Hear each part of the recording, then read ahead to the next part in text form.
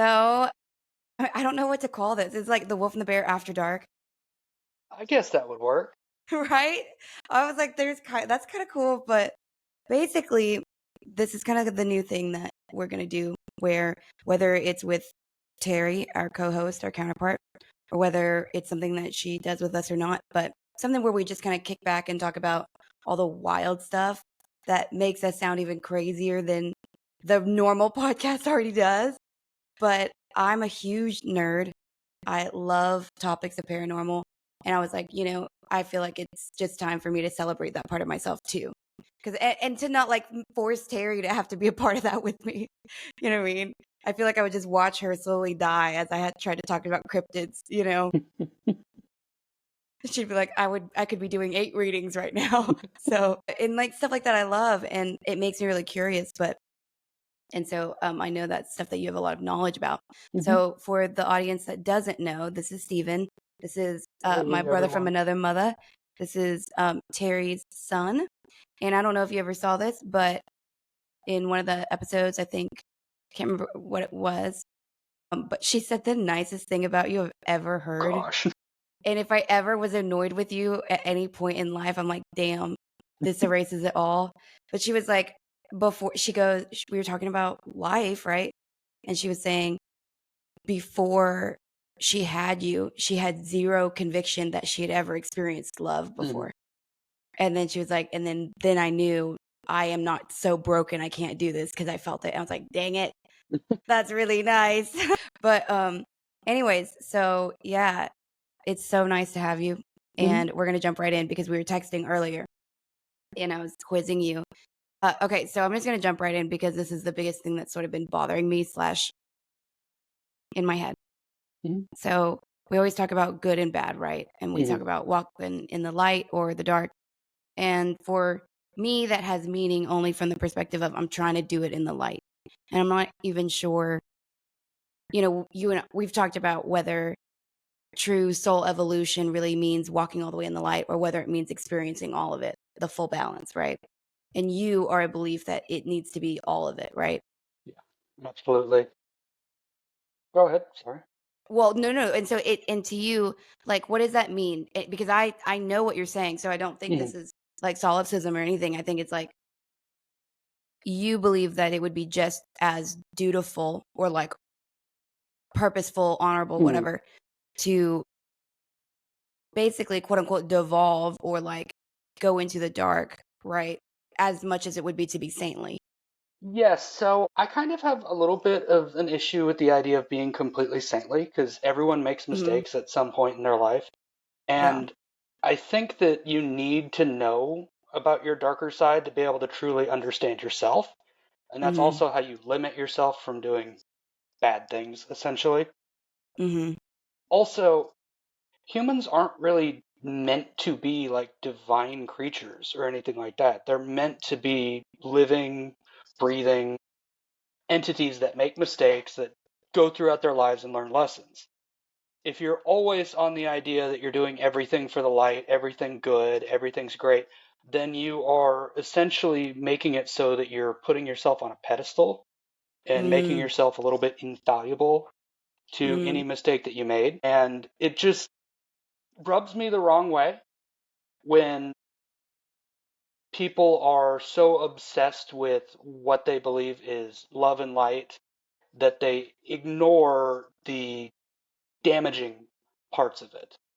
I Mm-hmm. mean, you can't always be kind to everyone, and in a lot of cases, being nice, loving, and lightful damages you as well. So you have to find the happy Dang. medium of when you're not going to be, the best that you could be. Dude, you have no idea. Um, I think I told you when I was at the house, or I think we were talking about it, but I had this weird breakup that happened. And I kind of was shut down a little bit after. And I was like, why do I always spend so much time like having a pleasant look on my face or like all my interactions? I try to manage and make sure they're, if I'm being really, really, quote unquote nice, it'd be like so that everyone's like comfortable. But if I'm like being honest, maybe it's more manipulative where I'm like, oh, I can manage everything so it feels safe. But I noticed as soon as I kind of gave that up and I was like, I'm just going to be a bitch if I feel like it, or I'm just going to like do what I want and let my energy be out there. Mhm. And I noticed it's like people, it's more helpful to me. I'm less Yeah. drained, even though being nice is what would be draining, right? Mhm. Or must be the truth because that's what I've been doing less of. How Well, curious, right? I don't think it's so much of being nice is necessarily the issue. I think the issue is oftentimes kindness and niceness actually comes from the darker part of yourself anyway. Dang I it, dude. Yeah, it's You can't just drop these bombs. That's you literally you said that the actions and stuff of being nice mhm. have a tendency to be coming from the darker side of us, Yeah, which absolutely. is very true. A large portion of the darker side, what people would say in magic, for example, left leaning, is what benefits yourself, while right leaning or the light would be Dang benefiting others. it. And if you're always nice and it's not helping anyone, then all you're doing is helping yourself. Dang it. Cuz all you're just I hate this already. I hate this conversation already. Dang. Oh my gosh, I mean, yeah, like there's nothing but truth there. It's just not something I've ever thought of it in that way. Mhm. Because well, like the joke about the East Coast, West Coast, right? And so they say like on the East Coast, if you break down your car, Mhm. someone will come by and they'll be like, "You dumb piece of like why can't you?" But they'll stop and they'll fix it with you. Yep. And then on the West Coast, they'll be like, "Oh my gosh, I felt so bad. As I was getting here on time, I saw somebody broke down. Yep. I just hope they're okay." Thoughts and you're like, "Oh well, that's not helpful at all." Like, Yeah. Pity is just self-serving. When you pity other people, dang. all you're doing is putting yourself in a higher position than them rather than actually solving their issues. Wow. Okay. So I guess we'll jump right in. I don't know how my ADD dude.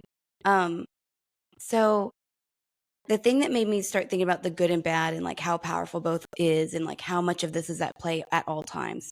Mhm. And so I was reading this book about sort of the dissociative identity disorder and Mhm. basically how it's kind of this really, really old ancient process where there was this ancient knowingness that we were able to house like and cut off and compartmentalize our Yeah. psychology.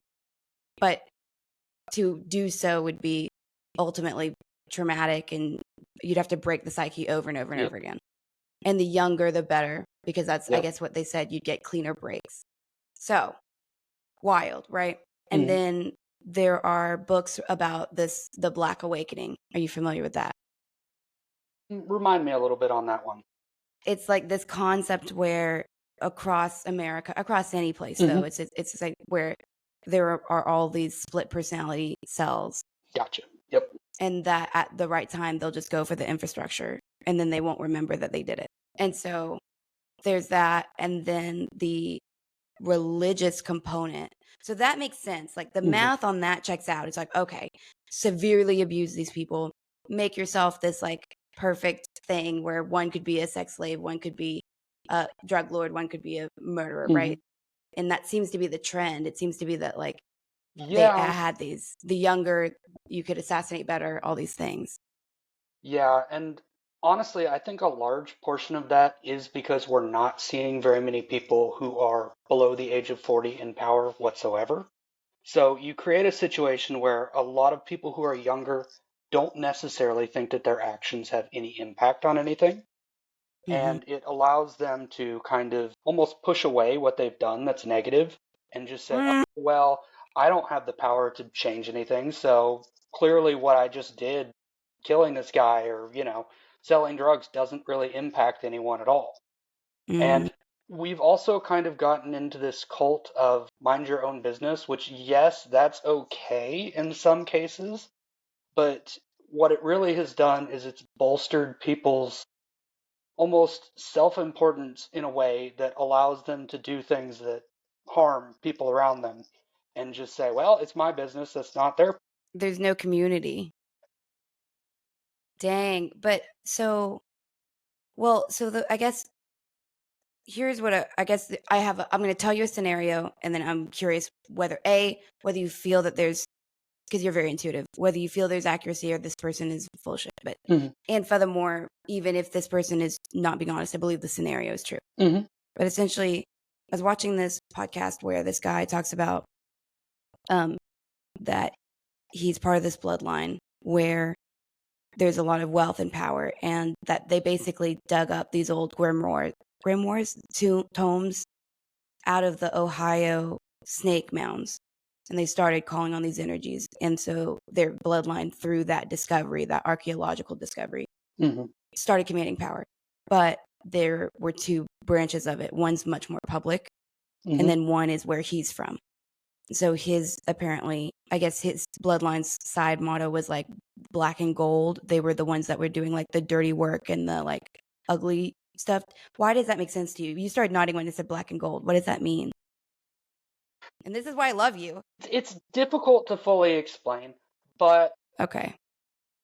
it is kind of like they're viewing themselves as the light in the darkness in a way. Okay. They're thinking that every action that they're doing that's negative is positively impacting something. It's kind of a narcissistic way to describe yourself in a way. But when you get onto the grimoires, I'm kind of hesitant to fully believe his story because as someone who has read many grimoires, they are pretty intensely.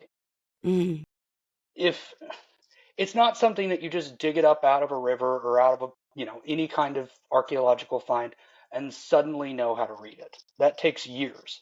Every grimoire is coded in a different way, and it is kind of simple for some people to pick up, the more public grimoires like Le Petit Albert or even the Sacred Art of Bremlin the Mage.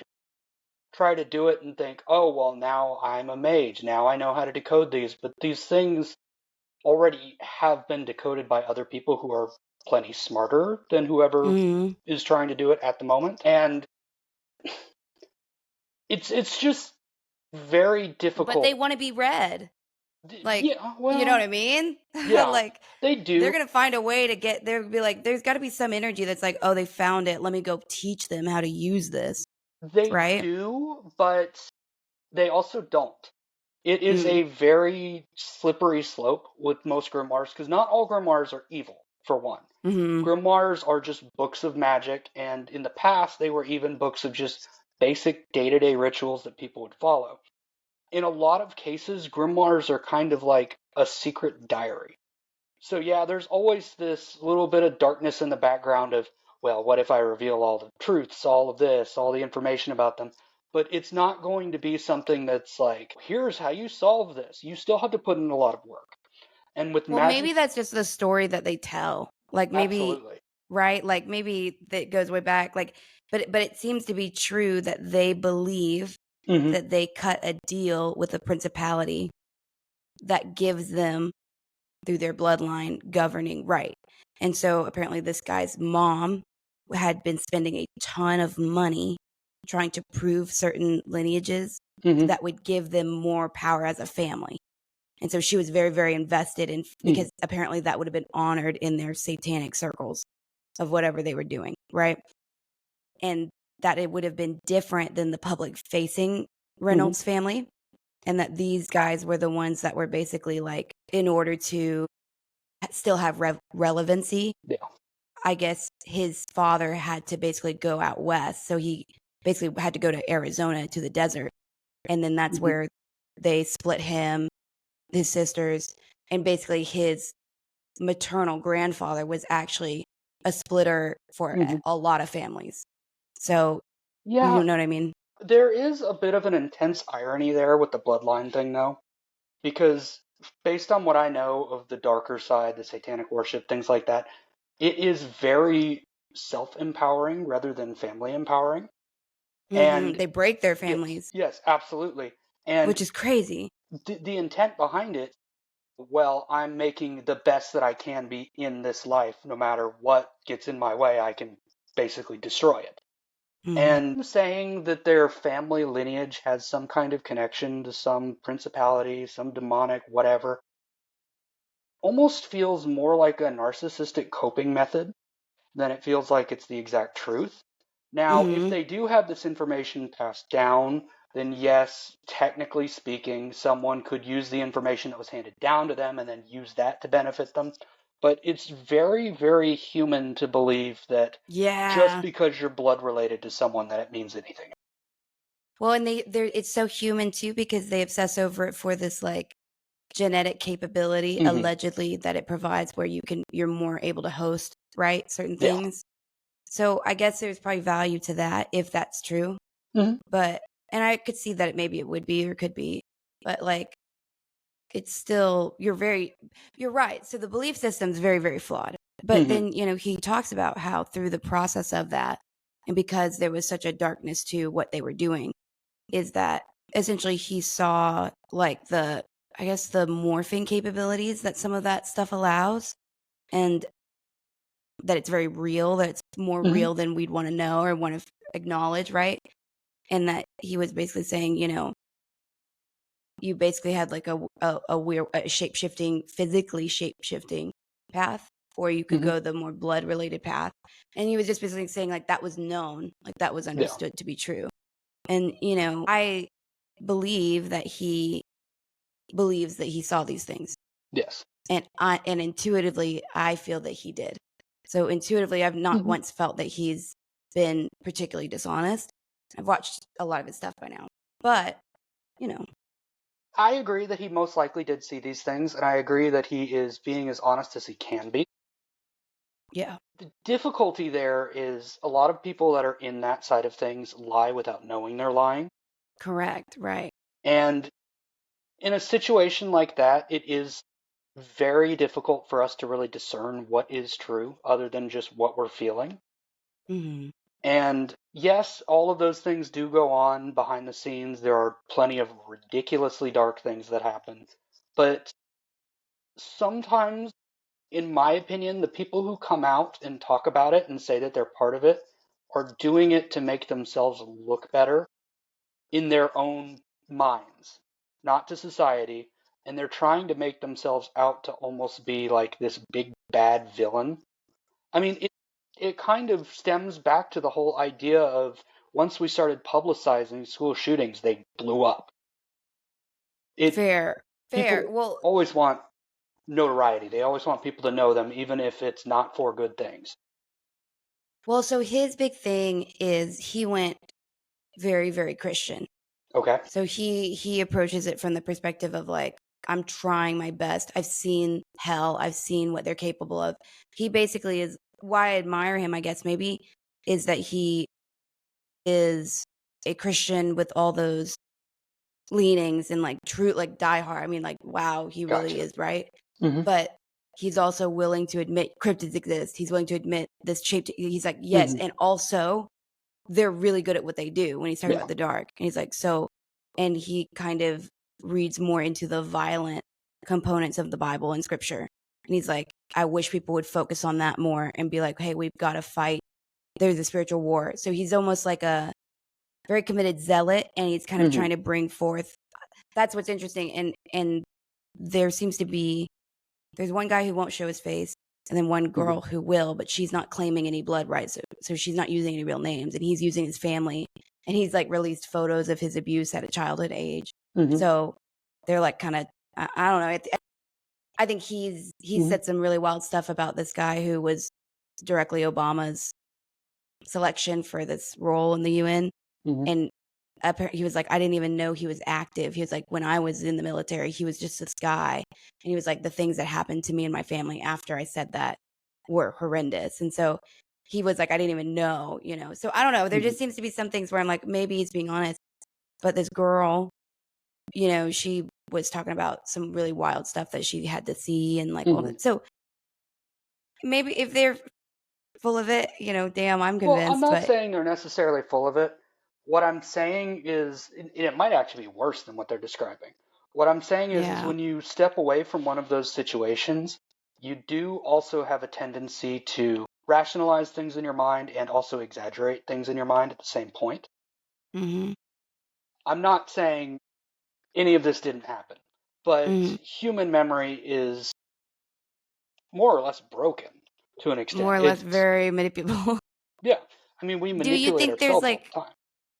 yeah, oof, our clients. Do you think there's any credence at all to the like volume of people that allegedly are out there that are like this? Because there's a From lot my, of Satanists. You know that. We know yeah, that. yeah, there are. It's very popular, So unfortunately. I'd say probably about 30% of them are doing it because they're edgy.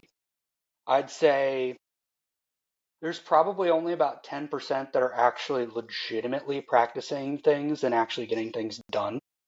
Yeah, like the old power, old Yeah. stuff. It's so easy to pick up some grimoire from somewhere. Like, I mean, you can buy the freaking Necronomicon online and just follow its paces on that one grimoire and then think, oh, I'm a practicing Satanist, I'm a practicing magician. And that's just not how it works. What do you think that brings into your house? Like if you're if you're really unpracticed and you're like, oh, I'm just gonna go be edgy, and then you bring something like that in your home, don't you think that's a problem? Oh, it's absolutely a problem. Like it's a But huge problem, right? Okay. it is. It's like, what are you doing? Yeah, it is. And oftentimes when you bring that kind of thing into your home, you're also reinforcing yourself because that thing is going to push you to continue doing things. That thing is Mhm. going to convince you that, oh, you're this powerful, you're doing this, you're doing whatever. It's just a never ending cycle. Once you get your Yeah. first one done, if you do it wrong, well, now you've got that thing attached to you forever, and it's going to continuously convince you to do the wrong thing, basically. Oh, I can't wait to ask you. Keep going, but I have something I want to ask you about. No, you're fine. Go ahead. Well, it's about what you're talking about. Hmm. Okay, so oh my God, I'm so curious what you think about this. All right, so there's this person who's basically alleging that Hmm. he describes it like a membrane, right? Hmm. So he basically says that when you fall asleep, there's the astral, like dream state, and then Hmm. there's lucid, which is like almost one step closer to this Hmm. other thing. And then that there is also something else that basically we could access accidentally or through sleep or on Hmm. purpose, perhaps. That is essentially the way he describes it. He said it would be like if the Twilight Zone and the Addams family had a baby. And he said that it was a realm. And he said Yeah. that ever since he was a kid, he would be like shown these places, but that Hmm. if they would respond to him like we would a ghost. Yeah. And he said that he only ever had one response, but he said that everything would be normal except that at a grocery store, there would be like Cheetos, a bag of fingers, and something. He said it was just off. It was always Yeah. weird, and everything was just off a little bit and weird a little bit. And what do you think that is? So there's three different possibilities for that. I'm going to start out with the most skeptical one, just Okay. because that's the easiest. Okay. He could be lucid dreaming, Yeah. and Just further. honestly, yeah, he could just be experiencing things that his mind has created that Ooh, subconsciously he doesn't necessarily. I forgot to explain something else, Hmm. though. This might help too. This will influence what you think. You need Hmm. to know this, I guess. He said that he would have these at young ages, and then 10 to 15 to 20 years later, the places that he would see would be revealed to him. But Interesting. he said that it was mirrored, and the way he described it was if in this realm your old house was like one unit, one Hmm. building. He said in that other realm, depending on when you were there and when you got dropped in, he said it might be there. Hmm. It might be an empty lot. It might be the same exact building, but with its separate unit as well. Hmm. So there were like little things that would just be close, very mirrored, but off a little bit. Hmm. And he never saw a doppelganger, but he saw his old home. But what was weird was it was on stilts and it was Hmm. in a different kind of lot zone. There were two places he could have gone, and he went to his old home Hmm. and then went inside. But long story short, so yeah, I'm just curious, like, So I still have those three possibilities in my mind. mm-hmm, I'm not necessarily saying I'm leaning more towards the lucid dreaming thing. That's just mm-hmm. a possibility. Yeah, That's very just much so. in the back of my mind. He very well could just be creating those kind of things in his mind, and at some point the memory kind of shifts a little bit in his head and it causes him to think he's had deja vu. But the other two options are he could be dimension hopping, which is a thing that some people do experience when they sleep. It is basically where someone is so removed from their spiritual body that they're brought somewhere else. Now, Is there's that good not, or bad? I Removed mean, from your I'd say spiritual it's body? What does that neutral. mean? It basically is just a further version of lucid dreaming or astral traveling. Oh, but it's not like an abandonment. It's not No, like it's you're not so an shut abandonment. No, down. absolutely Okay, not. okay, okay. I misunderstood. I thought that it meant bad things. Okay, got it, got it, got it. It would be significantly harder to wake someone up if they were in that Okay, frame, but okay, it's not something that's like, well, I'm done with my body now. okay, got it, got it. It's more like exploring different realms. Mm. The final one that is a little bit more towards what I'm probably thinking on this is people do have an ability to kind of create their own world and drag things into it, and other things that are outside of it may be interested, may come in.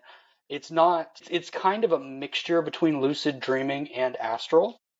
It's where you're in astral form, but you've created this entire, basically, place that's just for you. And if you leave that open, things from the outside can influence it, change it. You might get really, really weird things like the fingers, for example. But it is also a way that a lot of people will meditate as well. There are different belief systems that when you're meditating, if you put yourself in one of those self-created dimensions, quote unquote, it will help you get closer to divinity. Now, Well, I definitely do that. Mhm, Like, I've got a spot that I built mhm, that's like mine. mhm. It's So I more know what like, you yeah, mean because you always go back to the same spot. Like, yeah. I know it. Yeah, but It's that's a kind weird of way like to think about that it's a creating dimension. your own thought form in a way, Yeah, but it be an entire dimension. Um, I agree. I'm Again, it's very difficult for me in those kind of situations to fully get a good grasp on exactly what he's experiencing without More talking than to him. anything, I was just curious if the dimension hopping thing was like legit and the way he described. So I'm curious about this. He said that in his time of all of this, because he just basically seems to have just been weirdly gifted with this dream thing, right? Because Hmm. he was doing it from a very young age. And this goes into. So, okay, I'm getting excited. Okay, I got to slow down. So basically, he would talk about these doors, and he Hmm. said sometimes he would see them when he was lucid dreaming, sometimes he would see them in this other realm, and Hmm. sometimes like, but more often than not, it was lucid or in that other realm. And he said you could just tell they was one or the Yeah. other. And he said basically that the way and he said, I have no idea why I feel it's this way. But he said you could shake on the door and sometimes it would be dark or sometimes it would be light coming through. But Hmm. he said, but I just knew. And the way he described it was like a piece of like several slices of Swiss cheese that just had to align Hmm. correctly, which would kind of go into the alien stuff that they talk Yeah. about the stargates and how they need to be aligned. And so he never was able to enter the doors because they Hmm. were always closed. But that he just had a knowingness that there was something, Yeah. there was a way that this could pass through to something else. Well, absolutely. I think those doors will probably open for him at some point. I think he's just not ready for it yet. And I think one of the You things, think it's more personal? I think it's kind of personal. I'd say spiritual, rather. He's not connected Mm, enough with things. mm. The problem is with those kind of things is when you are describing your experiences publicly, Mm, a lot of the times some of the energies will step back because it might mm. be something just for him. No, well, he didn't like it. Well, He yeah. wanted it gone. I mean, I the mean, he thing would have is wanted. though, is there are plenty of things in this world that are for us, that better us, that are not necessarily something we want Mm-hmm, or like. I don't necessarily think it's anything dark, is where I'm mm-hmm. coming from. I think it's just an aspect of his own personal ability that he is uncomfortable with. And telling it to everyone, too, also kind of being uncomfortable and spreading it around will make it a lot harder for him to fully step into what it is. Well, I definitely think so. He, in conjunction with all of this stuff, he had a very, very, very like abusive relationship with Hmm. Lilith. Hmm. And so he basically felt more often than not. So he felt very victimized by a lot of these dreams. Like he Hmm. felt very experienced with these things like soul traps. He was Yeah. like, I would spend nights and nights and nights being tortured because I looked at the wrong thing for too long. Like in these dreams, he's like this. So I think he was kind of very over it, and probably for Gotcha. good reason. He was very, very victimized. Like, that's honestly, listening to a lot of these people, they are like broken humans by this. You know what I mean? Like, Absolutely. But it's I will add, horrible. if it was things he wasn't meant to see and a demonic was the thing that decided what he was meant to and what he was not meant to see, most likely those things were things that would benefit him and the demonic just didn't want. With demonics, if you have any kind of power over yourself, you're also developing a certain level of power over them. Mhm. And if you are bettering yourself, it's going to make them angry if they're trying to come after you. Yeah. So I think that those things are related, but I don't think that that specific demonic was causing those things. I think it was trying to prevent those things from getting better.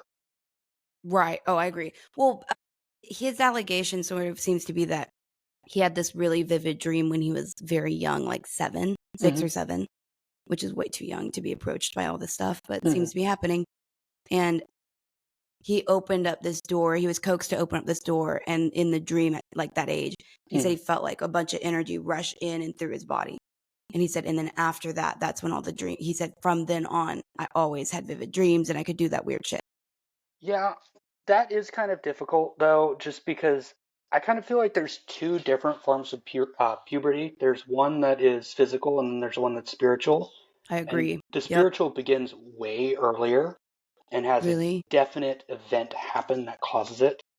I mean, you hear all the time about children who are experiencing things that adults can't see, don't see, or Yeah. Yeah. won't Yeah. see. Yeah. Mm-hmm. I think that when that spiritual puberty starts, everything kind of ramps up. I mean, you know how when you're going through physical puberty, you get a little bit more angry more often, you're Mm-hmm. pushier, you're meaner. It's similar to that, but with, spiritual abilities. Well, so is that why travel, like, so whenever Terry says that traveler energy like prefers estrogen in that sort of that process, Mhm. is that more of a physical thing, like, or is that more of like it's the spiritual thing that they're there for? It's difficult for me to fully answer this without being a little bit divisive. In my opinion, one of the reasons why it prefers estrogen is because most of them feel that it's easier to mess with female energies in general. Hmm. And a More lot of that, emotional. well, absolutely. That and male energies typically don't come into psychic powers, spiritual abilities, things like Yeah. that, at least as readily as women do. Yeah. So it's easier for them to attach to estrogen because the people who are around them are not necessarily believing them. Yeah. Wow. So they're like, oh my God, I'm so mad right now. I'm not acting like myself. And you're like, yeah, well, duh, you're Yeah. 13. Yeah. No. Okay. Yeah. Dang. Yeah. Traveler energy is kind of annoying in general, though, with that kind of thing. I've also noticed traveler energy tends to be the thing that will attach to children more often than Hmm. not, regardless of gender. And I think that some of that does stem to the fact that in the womb, technically, we all start out as female and then we slowly develop into whatever we're going to Hmm. be it staying female, be it becoming male. It's difficult, but it also points to the whole no one ever believes kids when they're experiencing things either because overactive imagination, oh, that didn't happen. It's easier to pick on those who would be thought of as overreacting or imagining Hmm. things than it is to pick on people who would be Like a believed psych in ward. society. Yes, absolutely. Absolutely. And I'm not saying that women are a psych ward, just that. No, I mean, of course, but we recognize that these energies, their only dominion is really our emotions, Mhm. our perception. Yes. And so, their weapon of choice would have to be emotions and mental stability. Mhm. And you've got women who work on a cycle and they have a weakness within that cycle every month. Yep. You're going to figure out a way to harness that or try. Well, even Mm. even on top of that, I mean, when women reacted to things in the past, it was viewed as hysteria. Hmm. It has been a situation where you've made an entire group kind of less likely to be believed. So why would you, if you don't want other people to know that you're there and you don't want people to step in to get rid of you, why would you go after the people that traditionally everyone believes what they say? You Hmm. would immediately go towards the person who is considered to be emotional or considered to be overly imaginative. I mean, I guarantee you that if the shoe was on the other foot, men would be experiencing way more activity than women would. But it isn't. Really? Yes. Do you think that guys will have experiences and just never remember them because they chalk them up to not being real and cast them out? I Or do think you think they that just don't have experiences? the issue is with men when they have experiences is men typically are problem solvers by nature. What comes Oh, into they'll get to the bottom of it. yeah, they'll try to get to the bottom of it and they will decide that it was caused by something else. And then if Mm, they talk about it, they'll be like, "Oh, well, my water heater was causing my mm, wall to shake," instead of, "Oh, something was banging on the wall." It's really, really easy to create a situation where you have proved to yourself that something is not paranormal when it actually is. And mhm. that actually is something that I run into on investigations all the time. You Yeah. do need to kind of debunk things, but you should be debunking them from a completely unemotional standpoint, not from, oh, I hope it's this. And a lot of guys don't want to believe in paranormal things. No. And can't blame them. Gosh. But oh man, did you watched Haunting of Hill House, right? The way that they did that was so cool because like whenever that unique little storm happened or when the mold just randomly happened out of one night, you know. And so as an audience, you're sitting there thinking it could be a storm. Yeah. But then also you're like, ooh, there's enough weird. But Yep. but then you can't make it right that the mold happened overnight, you know. Absolutely So not. it would become progressively more. And so think about how we are as humans. It's like I Hmm. would rather just make up anything Yep. else than to think something like that was occurring. Yeah, Truthfully. absolutely. And it's also a situation where certain types of people are less likely to ask for help. So they want to rationalize it Mm, as being something that they can handle on their own. And I just don't think that with the way our world is currently working, that very many people can deal with paranormal things on their own. mm, mm. What do you think with I'm a little bit worried, actually I'm a lot bit worried, dude. I talk about this all the time, but in a more veiled way, I think. Hmm. The witchcraft stuff, dude. It's like everyone doesn't know what they're doing, but they're doing all the stuff that opens up doors in their life and you're like, you don't even know. There's somebody I just found out recently is dude, I don't even know if I want to talk about this. They're basically in an environment where they can coach people Hmm. to do this group meditation. And then they're basically like, oh, by the way, there might be these three entities, but they're there to help you. They're really misunderstood. Dude. And it's, my blood Yeah. boils. But that's why we do this. I kept thinking Hmm. like, this is all I can do is this podcast and hopefully the right people find it. But like, dang, this is real. People are out there sharing this information to other people. And Yep. like, it's so scary to me. It's not okay. And but you can't do anything. Big problem with witchcraft is people get in these small little groups that will reinforce everything that they're doing. And there is plenty of witchcraft that is not negative. There's plenty of things that are perfectly okay. I mean, that's why right hand path is a thing in magic. But people don't get into it because they want to be altruistic. They get into it because they see something that they want in their life and they are actively trying to better themselves. And that almost always leads to bad results. I mean, you're paying for everything that you get, you just don't know how yet. But Mm. Oh my God, that was really profound, actually. And you said that better than I could have ever. You're so right. You don't even know yet, but it is going to be paid. Dang. and the other thing is one of the big things that caused those large groups to rise in power and get more popular is you can kind of parson out the payment between people. So if you Different want something, generations. generations or even just people in the group. So the impact that you have on yourself for doing certain things might not be as extreme because everyone else is dealing with it too. There are tons and tons of, I don't really want to say covens because covens are just so spooky, ooky, Halloween sounding. They don't sound legitimate at all. But there are groups that will get together and Yeah, basically they're all make, in Colorado yeah, absolutely. And they're going to, and all these high places. yep, they will make people all participate in their actions so that they are basically spreading out Yes. spreading out the karma. We talked about this on the pod very briefly. I can't remember what episode or why we were doing it, but it was the first time where I had it kind of confirmed that you could do it this way. And I hate that. And it made me mad but I get it. And so, From my experience, bad witches are typically the ones who operate in groups. Good ones typically don't operate in groups. mm, But that's just what I've seen. That's not, a blanket statement of that's how everything is. I'm sure there's yeah, some philanthropic groups out there that practice things. But if you are trying to be philanthropic, why would you drag a bunch of other people into that? interesting. Yeah, you would just be of service, Mm-hmm. perhaps.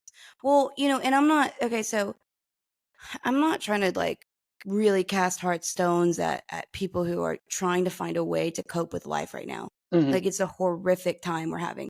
Nobody's having fun. Everyone's fighting off like low or high grade depression. Mm-hmm. We don't even know what happiness means anymore, but we keep trying to find it. And it's like it's a compounding thing. Like I get why there's appeal and I understand the desire to feel empowered. Like, Mm-hmm. oh my God, someone give me some of that. You know what I mean? Like I'm right there with it. Like I'm Mm-hmm. not better at all. And the suffering of my own mind and my own desire to feel important and all that stuff. Like I have a podcast, you know what I mean? Mm-hmm. I have this random assumption that this matters, right? But at the same time, it's like I think that there is not enough caution tape around this topic. It's like everyone has free will, dog. I'm Mm-hmm. cool with that. Do you have Yeah. free will? But there's this weird false narrative that's being pushed about how innocuous and how like that everyone's trying the perfect example is everyone's trying to be their own counsel in like a judicial case. Mm-hmm. It's like you're not going to know the laws, you're Yep. not going to do this well, Yep. and you're going to try to self-advocate for what you want, and you're just going to self-incriminate. Yep. So for the most part, and there are people that are very studious and people that have more dominion in that realm due to their study, and they're the ones that are, they're probably not the one I'm talking to because they're probably Mm-hmm. doing great and Yep. they are going to continue to do better than me. Like, you know what I mean? So I think there's value too. But all these like chicks, or dudes who are trying to find themselves, just like we all are trying to find ourselves, but then getting lost in this stuff. That's a weird thing to watch. Yeah. And one of the other issues with that is magic is kind of a counterculture now. Those kind of practices weren't seen that way in the past. Now Mm-mm. that it's a counterculture, it's attracting the people who are wanting to remove themselves from society in general. Mm. It's attracting people who are wanting to be different. It's not attracting people who are trying to benefit everything as a whole or even their family. It's people who are broken who are looking for some weird self satisfaction to justify why they turned out the way they did. Mm. And that's one of the big issues that I have with the whole hatred of magic and hatred of grimoires and this idea that everything is satanic. When you do that, you make the people who actually want it to be that way gravitate towards it. Mm-hmm. You're not creating a situation where there is enough knowledge from people who are not trying to negatively impact things. And the only knowledge out there is people who are believing that I'm doing this for me. I'm getting all of this power. I'm getting all of this. And when you demonize something to that level, it just becomes about that. True, but I think also too, like what I would like to make a distinct difference Mm-hmm. between like the new age hippie thing and people who are actually finding and reading grimoires. They are not the same group of Mm-hmm. people.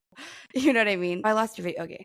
You know what I mean? Like that's very different. Yeah. So they are, I think, probably a little I would say, a little bit more culpable Mhm. to the experience that is about to unfold, simply for the understanding of that that's a much deeper level of study and the desire to go and approach it that way. So to each their own. But Mhm. I caught, if somebody knows what a grimoire is determined to read it and to use it, there's no accidents happening there. Well, absolutely. But the accident is the type of person who became interested in that in the first place. Right. So, but like, do you think they are the same demographic? Like that chick who just wants that dude to fall in love with her, who's Yes, willing to do weird stuff, they're then absolutely. going to transition? Absolutely. Wow. And the reason Do you why I think it's say that, always a slope like that? I don't think it's always a slope like that, but I do think that those demographics are so closely entwined that it Mm. is Uh-huh. probably about 99% of them. The ones who are Mm-hmm. doing the negative things with grimoires. I mean, you referenced the chick who wants some dude to fall in love with them. I can't tell you how many grimoires there are out there that are specifically meant to be love spells. Now, Yeah. whether any of them work, don't know. Doesn't matter to me, honestly. But But what even a the horrible way to steal someone's free will. yeah, absolutely. And I mean, even the one that I referenced earlier, Le Petit Albert, that is one of the most famous freaking love spells out there. And Wow. the thing is that the grimoires that have gotten popular are the bad ones. They're not the good ones. They're not the ones that are beneficial. And there are a lot of people who will argue, oh, well, it doesn't matter what the magic is, it's the intent. You can do something that's intended to be dark to be good. But that isn't what we're seeing with people out there. What we're seeing is we're seeing people who are only seeing the grimoires that can benefit themselves and jumping Mm-hmm. all over them. We're not seeing the people who are like, well, I'll direct this at someone else to positively impact their life. Because, Also, I don't even think the ones that are out are good. Like they're not the real powerful ones. oh no, absolutely not. You know what I mean? So that's you're getting like the trash of the elite Mm-hmm. and you think it's cool. And Yeah, that's cool, I guess, but you got to know you're not having yeah. anything that they're not comfortable with you having. The other thing is with the grimoires is the ones that you can readily find have been translated so many times that there Mm, are just things that are either wrong or you can't find them anymore. Like yeah. with the Bremlin the Mage, that grimoire, that super famous grimoire, there are tons of things in that actual book that we have no idea how to make. We have no idea how to do anything with. Like the Bremlin But of you know they're Oil that they making mentioned. more, right? Don't you think? Mm-hmm. There's got to be people making like nice ones now. Cuz now Oh, they've I'm got sure there physics on are. their side Yep, and like more knowledge. I'm sure I mean, there I are. But I cuz think people that, think grimoires are so old. It's like there's yeah, I bet you we're making the best ones lately.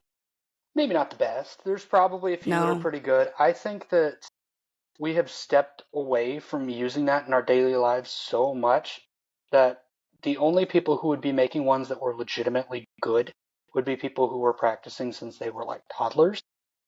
Or the Russians. Well, yeah, yeah, the Russians. They're like scientifically exploring all Hmm. this stuff. Well, yeah, absolutely.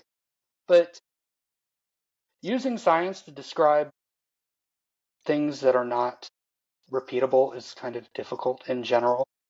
But like at least they're taking it seriously. Yeah, They're like, I know that it's not all BS. Like there's a process here that it is somewhat systemic. Like somewhat, if you do this, this is going to happen. yeah, absolutely.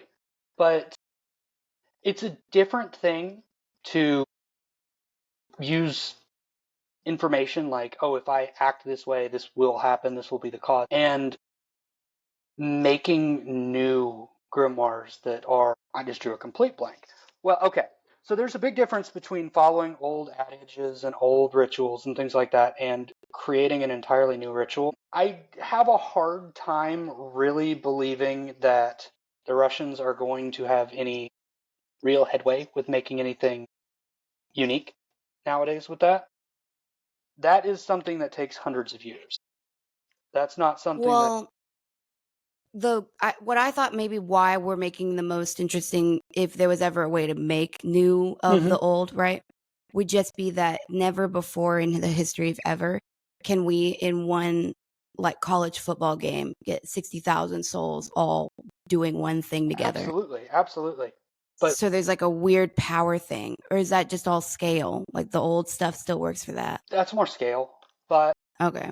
that being said, also never before in the history of anything have we ever had the internet to describe all of these thousands of things that are completely incorrect about The everything, disinformation. basically. Yeah. Dang, yeah. So there are so many things that are ingrained in people who are trying to practice that just are not correct at all, that they just get in the way entirely, honestly. And go ahead. Okay. No, go ahead. No, I just had a random thought of like, it's when you say things like that, I have this weird natural knee-jerk aversion to, I don't know why, and it's not normal. It should be something I'm very interested in, and I know that. But there's some aversion to the processes of witchcraft that I know are real, that I can't, like, I remember I read this thing and it was talking about some way to charge a knife for something. And I remember just like knowing I can't read further about this. And I wonder sometimes, like, what did I do so wrong that now I can't even like, and not that I want to and I can't. It's like I have a true dislike and aversion. It's weird. I know it's weird, but, and more of it's fear. I'm afraid of it for people. Absolutely. I think a large portion of that is society in general. Fun fact, did you know that before the witch trials, the Catholic Church actually had a list of grimoires that they believed worked for light magic? I did know that, actually. And after the witch trials, all of the good grimoires kind of just disappeared. So what we're left with is the stuff that's darker. And whether or not you use it in a certain way, I guess, is up to you, but you're always going to have some kind of negative impact from that. I mean, I keep referencing the Gremlin the Mage grimoire just because I know that that's the one that you know about. But even in a perfect situation, going through with that process, you're still going to create a negative result. There's no real positive from that. I mean, yeah, people could argue, well, you're enslaving demons to do what you want, you're doing this, but it's what you want. It's not what We've talked about that. Oh, yeah, okay, so, you know, you're the first person that ever said this to me, and no, I've never even read or seen this or heard this anywhere else, and it feels so right to me. But you're talking about kind of like when you have encountered angelic energy, they feel like cops. Like they're not warm, they're not interested. Like, can you tell me more about that? Can you kind of go into that a little bit? What that feels like? So, one of the most common instances where you'll run into an angelic energy is when you're either entering something that's bad or you're doing something that's bad. It's there to protect individuals. It's there to keep them from doing certain things that would bring harm to themselves or others. So, in a lot of While cases, allowing the free will of whatever bad is happening to play out. Yep. Dang, so they're never fixing things. I wouldn't But say if they're you're never not meant to be fixing there, things. They're attempting to prevent them, and yeah, you can call on angels for like demonic exorcisms, clearings, things like that. But they're there to kind of keep the scales neutral in a way. And I also believe that the bad is there to keep the scales neutral as well.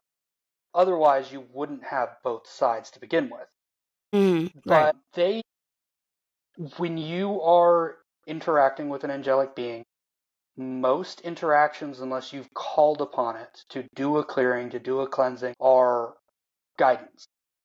There, don't do that, or do that. It's not warm. It's very matter of fact. This is how you should behave. This is how you should do that. On plenty of investigations that I've gone to, people have done things that have pissed off angelic spirits. I mean, Can we, like what?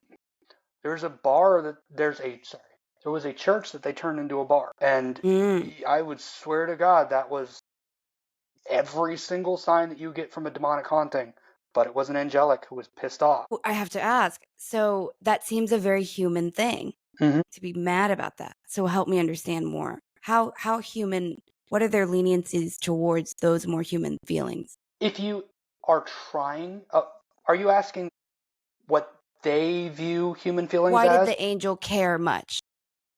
Well, because it is taking away basically one of their positions of power, one of their stakes. Like, gosh, my God, everything's a chess piece. Mm-hmm. And you just took a place of worship and made it a place of sin. And now you don't know this, but the angels are going to make you're just trying to make a living. Like you're just an entrepreneur. Yep. And he's like, listen, wow. And the angel's like, I'm not here. How dare you? Oh my God, I have a story like that. I'll tell you off air. I'm not going to say that here. Fair enough. But it's a church that was I've been inside of it that was turned into something not very churchly. Wow. And I don't know. Nothing seemed to go well there, but No, dang. absolutely not. Wow. Okay, go ahead. Sorry.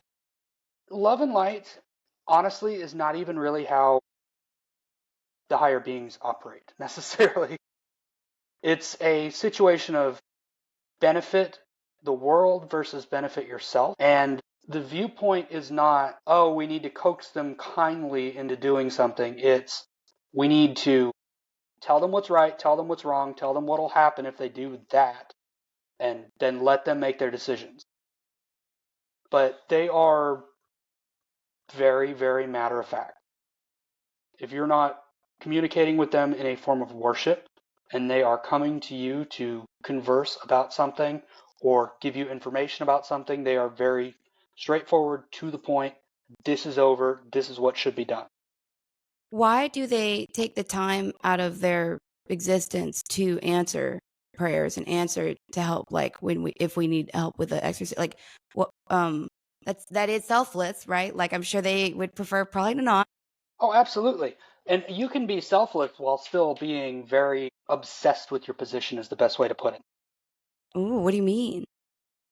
Angelics are closer to what we would call right-hand leaning magic, where it's basically benefit the world. And if you're not doing that, there is a sense of, well, you're my enemy now. Mm-hmm. They answer prayers because it benefits everyone. I mean, you're not going to hear an angel answer a prayer on someone who's like, oh, I really hope that I win the lottery. That never happened. Well, okay, so when I was younger, when I was like 18, 19, 20, just left home, really abusive upbringing, I used to, and I remember this vividly, I'd put people down. Mm-hmm. And I would not like myself. Like I was self-aware enough to know that was kind of ugly, but I'd still do it. And because I was so low, like my self-esteem was so low and I was very broken. And there is a weird thing that I've noticed only like since 2019, essentially, where I was able to kind of recoup and rebuild. Mm-hmm. And it's like, I have always been gentle natured and I've always been sweet with people, but that was so broken down in the timeline. And then there is something where it's like, I'll say something nice to somebody they'll never see again. And then I will self-doubt and be like, are you being a fake piece of, but there is a kickback to me that I feel where it's like, I like the way that made that person feel, which is that book, not The God Delusion, but where altruism, he's basically arguing there's no such thing as altruism. It doesn't exist. And it doesn't exist in nature. God, maybe it is the God. I can't remember. It's on my shelf, but the selfish gene. Oh, yeah. Yeah. So, yeah. And that's in spirit too. Like you feel it. Like I get something from that. And I give something for it. Yep. But I do get something. Yeah. That belief is more egoism than anything, but it is technically true. Now, altruism does exist. We die for each other. It's weird. Yeah. Yep. But I have a hard time really. I'm sure angelics get something from benefiting the world, but I have a hard time quantifying that in my mind just yet. What if it's just fulfillment? It's like that feeling when I get, like, I say something nice, I'm like, okay, that I like how that made, like that that will never go anywhere. More than that, though. Probably, yeah, probably so. I'm not. But yeah, I mean, they are. What? Go ahead. When have you encountered them where you were told like, hey, you need to back off, like you're entering something? So what does that feel like? Where they're gonna come take care of it, or like are they saying, are they being protective of you, or how does that go? Well, I'll And what does that reference the bar. feel like? How do you know it's angelic? Sorry, I have so many questions. For me personally, it will almost feel like I'm sitting in an interrogation room with a bright light shining in my face on those kind of Out of nowhere. out of nowhere. And Mm. those will happen when I'm investigating a place that I probably shouldn't be. Like the bar, for example, that was one of those places where as soon as I walked in I the don't know door, what you're talking about when you say the bar. that We it's haven't talked about this. we haven't talked about it much. It's the bar that used to be a church that I had referenced. Yeah. Yeah. So I'll how give old you were more you? information off air about that, but Oh, okay, okay, okay. the long and short of it is they were trying to make the bar extremely edgy. The owner did know it used to be a church, and he was using that as his selling point, His motif. but he was making it kind of like a strip club kind of bar, Mm. and it caused some issues. Mm. And the angelic beings that were protecting the area got very angry and started behaving more like demonics would. What kind of behavior? Scratches, pushing, loud noises, bangs, throws. You would get leaks coming from the ceiling occasionally. Nothing like mold or bugs, but it was a lot of the classic demonic activities. I mean, you'd go in there and they would hammer into you, just like they would at a demonic investigation. You'd get headaches, you'd get sick. They were just trying to get people out, but you could tell they did not like that owner at all. And what kind of spiritual legality gave them? Is it because it's their land, like that it was somehow consecrated in their name? Like what gave them the ability to do that? Well, I think spiritual legality is a little bit of a long shot for that.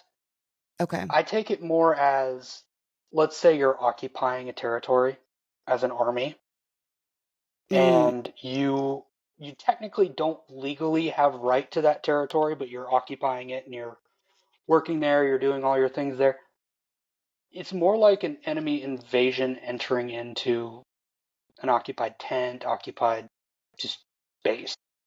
It didn't matter who you were. If you were doing stuff like that, you were going to be, You would piss them off. If you were there yeah, doing under that, you'd threat. piss them off. Yeah. Okay. And so when you felt that for the first time, like the first time you ever encountered that, wherever Mhm. it was, and you did time stop? Like, how did you know that you were like the light? It wasn't so much time stop. It was more like my perception of everything around me stopped. Okay. So things were still going on. It was just I didn't recognize that things were going. Okay. That being said, I'm sure, there was some kind of time dilation because things that you experience in your mind are Mm. on a different time zone basically from everything else. Yeah.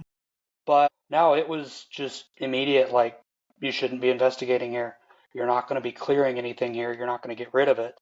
You just need to tell this Mm. guy to stop doing that shit. And obviously the guy wasn't going to. He spent probably more money than I've ever seen in my life on that place. So there's no way that that would benefit anyone if he stopped other than an angelic. So why would he? How do you think that ended? Do you think the angels won? I don't know if it ended, honestly. I haven't Dang. been in contact with them in God knows how long, but Mm. I'm pretty sure they're still running, and I'm sure they're still experiencing the same issues. Wow. That's so wild. Was there ever a time that you experienced them where they were coming to basically aid you in what you were doing? Yes, but typically that's to call on them for them to do that. Rather And you than, did? yes. The way What I was go that about my like? investigations is a bit different, though. A lot of it is research into what is going on before I get there.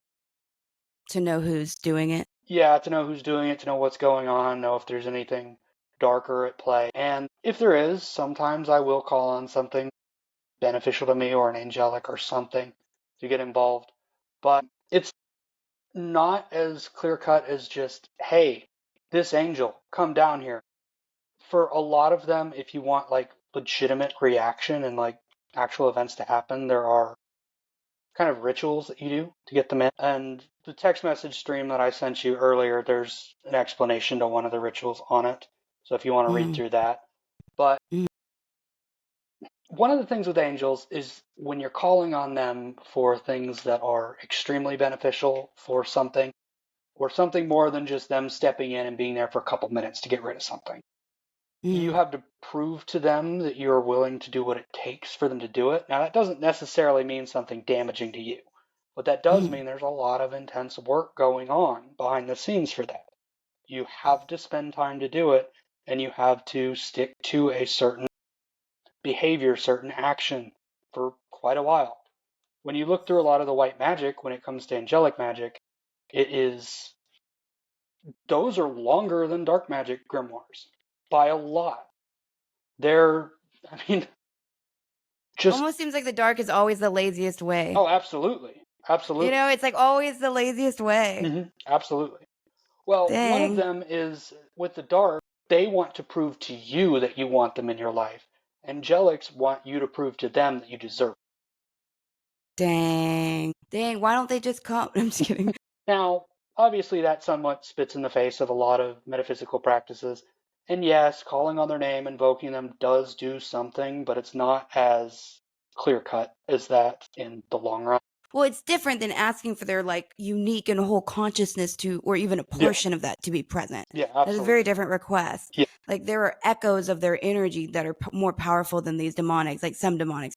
You know what I mean? Like the light has a lot of unique strength. hmm They just don't organize or act with such ferocity and Yep.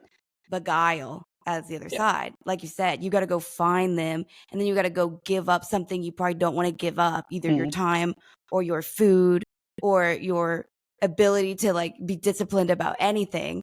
And the angel's like, can you just do this for a little bit so I can come down there and help you guys? And Yep. we as humans were like, that's a no for me, dog. Yep. And then the other side's like, no, no, no. Not only can you indulge in what you want, hmm and then we'll also make you powerful. But why wouldn't, there's just, they're playing with different decks, Yeah. but It's, that is what it is. yeah. Um, on that note, also, when it comes to organization, I will say there are certain angels that are basically the opposite of certain demons. Yeah. So in a You've lot shared of, that before. yeah, in a lot of different types of clearings for demonics, you want to bring in the angel that is specific to that demonic.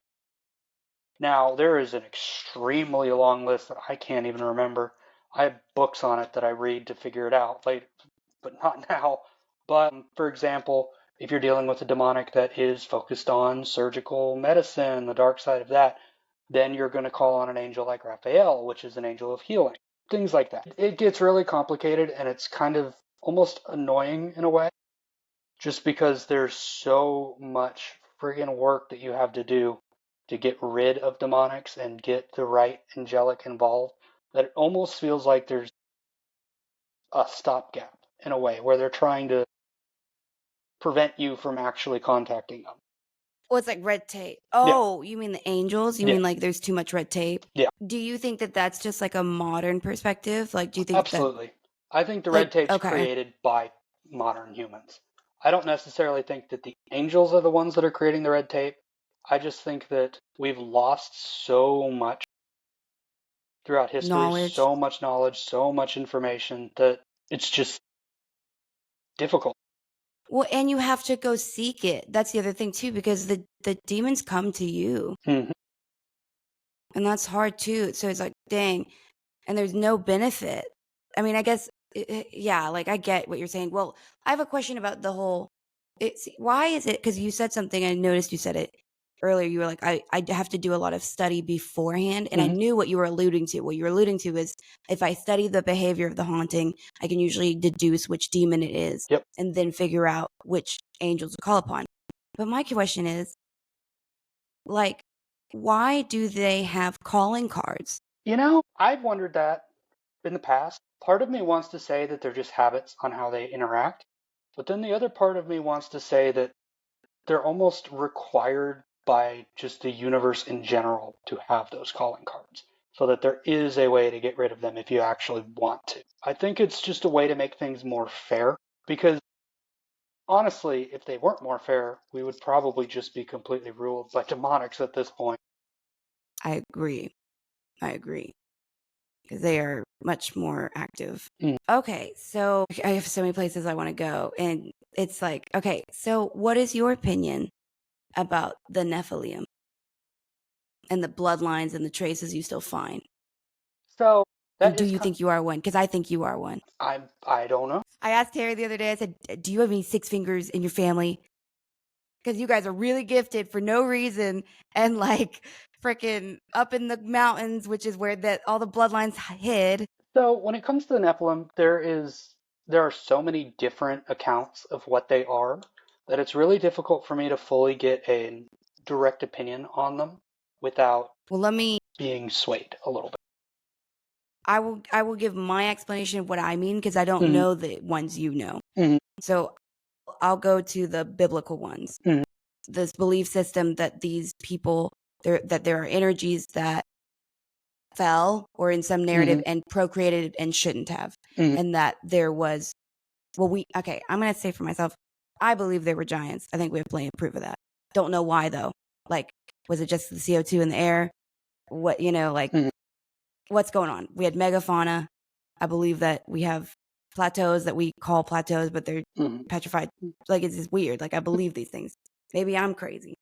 But like, so what's your opinion on the fact that there would be this weird gifted bloodline that's somehow still around? That is prone to giantism, prone to inhuman strength, There and prone probably to is. There probably is, but bloodlines have been, I don't want to say meddled with because that diluted. sounds like, but they have been so diluted throughout history that I think that everyone has a little bit of that in them nowadays. It's just whether or not they've been in the experiences to develop those abilities. Like the RH thing. That's weird. No, right? absolutely. And they all get haunted at a young age, and then it ruins them. So, like, this isn't a power trip. What's going on? Oh, I think I lost you. Hey. Okay, sorry. Yeah, sorry You're about good. that, everyone. Some weird technical difficulties. We're talking about some weird stuff. No, go ahead. So, when it comes to bloodlines, yes, I do think they exist. I think I lean more towards nurture versus nature, typically with that. Just because I think that it's too easy for someone to think, oh, well, I have it in my blood, so I'm better than someone else, or I can do this more. It's almost a stopgap for ego, in my opinion. But I want you to know from the perspective the only experience I have with these people are like, they are broken. Like they are this mechanic who only just recently found out he's this bloodline, but he's been haunted since he was a child and pursued by demonics on purpose as a child. The people that I have seen have been ruined by that, and they don't even know why. And only because they started looking into this stuff did they come to find maybe there's a reason why they had these weird experiences. So I haven't been exposed to. I did read that was a thing. Like, I know, I guess maybe in weird corners, but the only exposure I have are these basically victims, I think. And there's this one woman, and she lost her daughter. Her daughter basically her heart was facing the wrong way in this chest cavity. No doctor would admit that was true.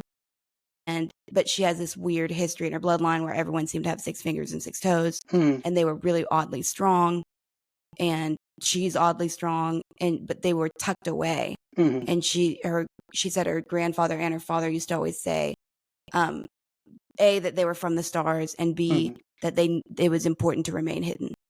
So there's weird stuff there. Yeah, no, there absolutely is. And maybe it's just the fact that it's on a podcast. It's a little bit difficult to fully get into that because there are people who take that with stride and in the worst ways possible. You mean just like outright lie?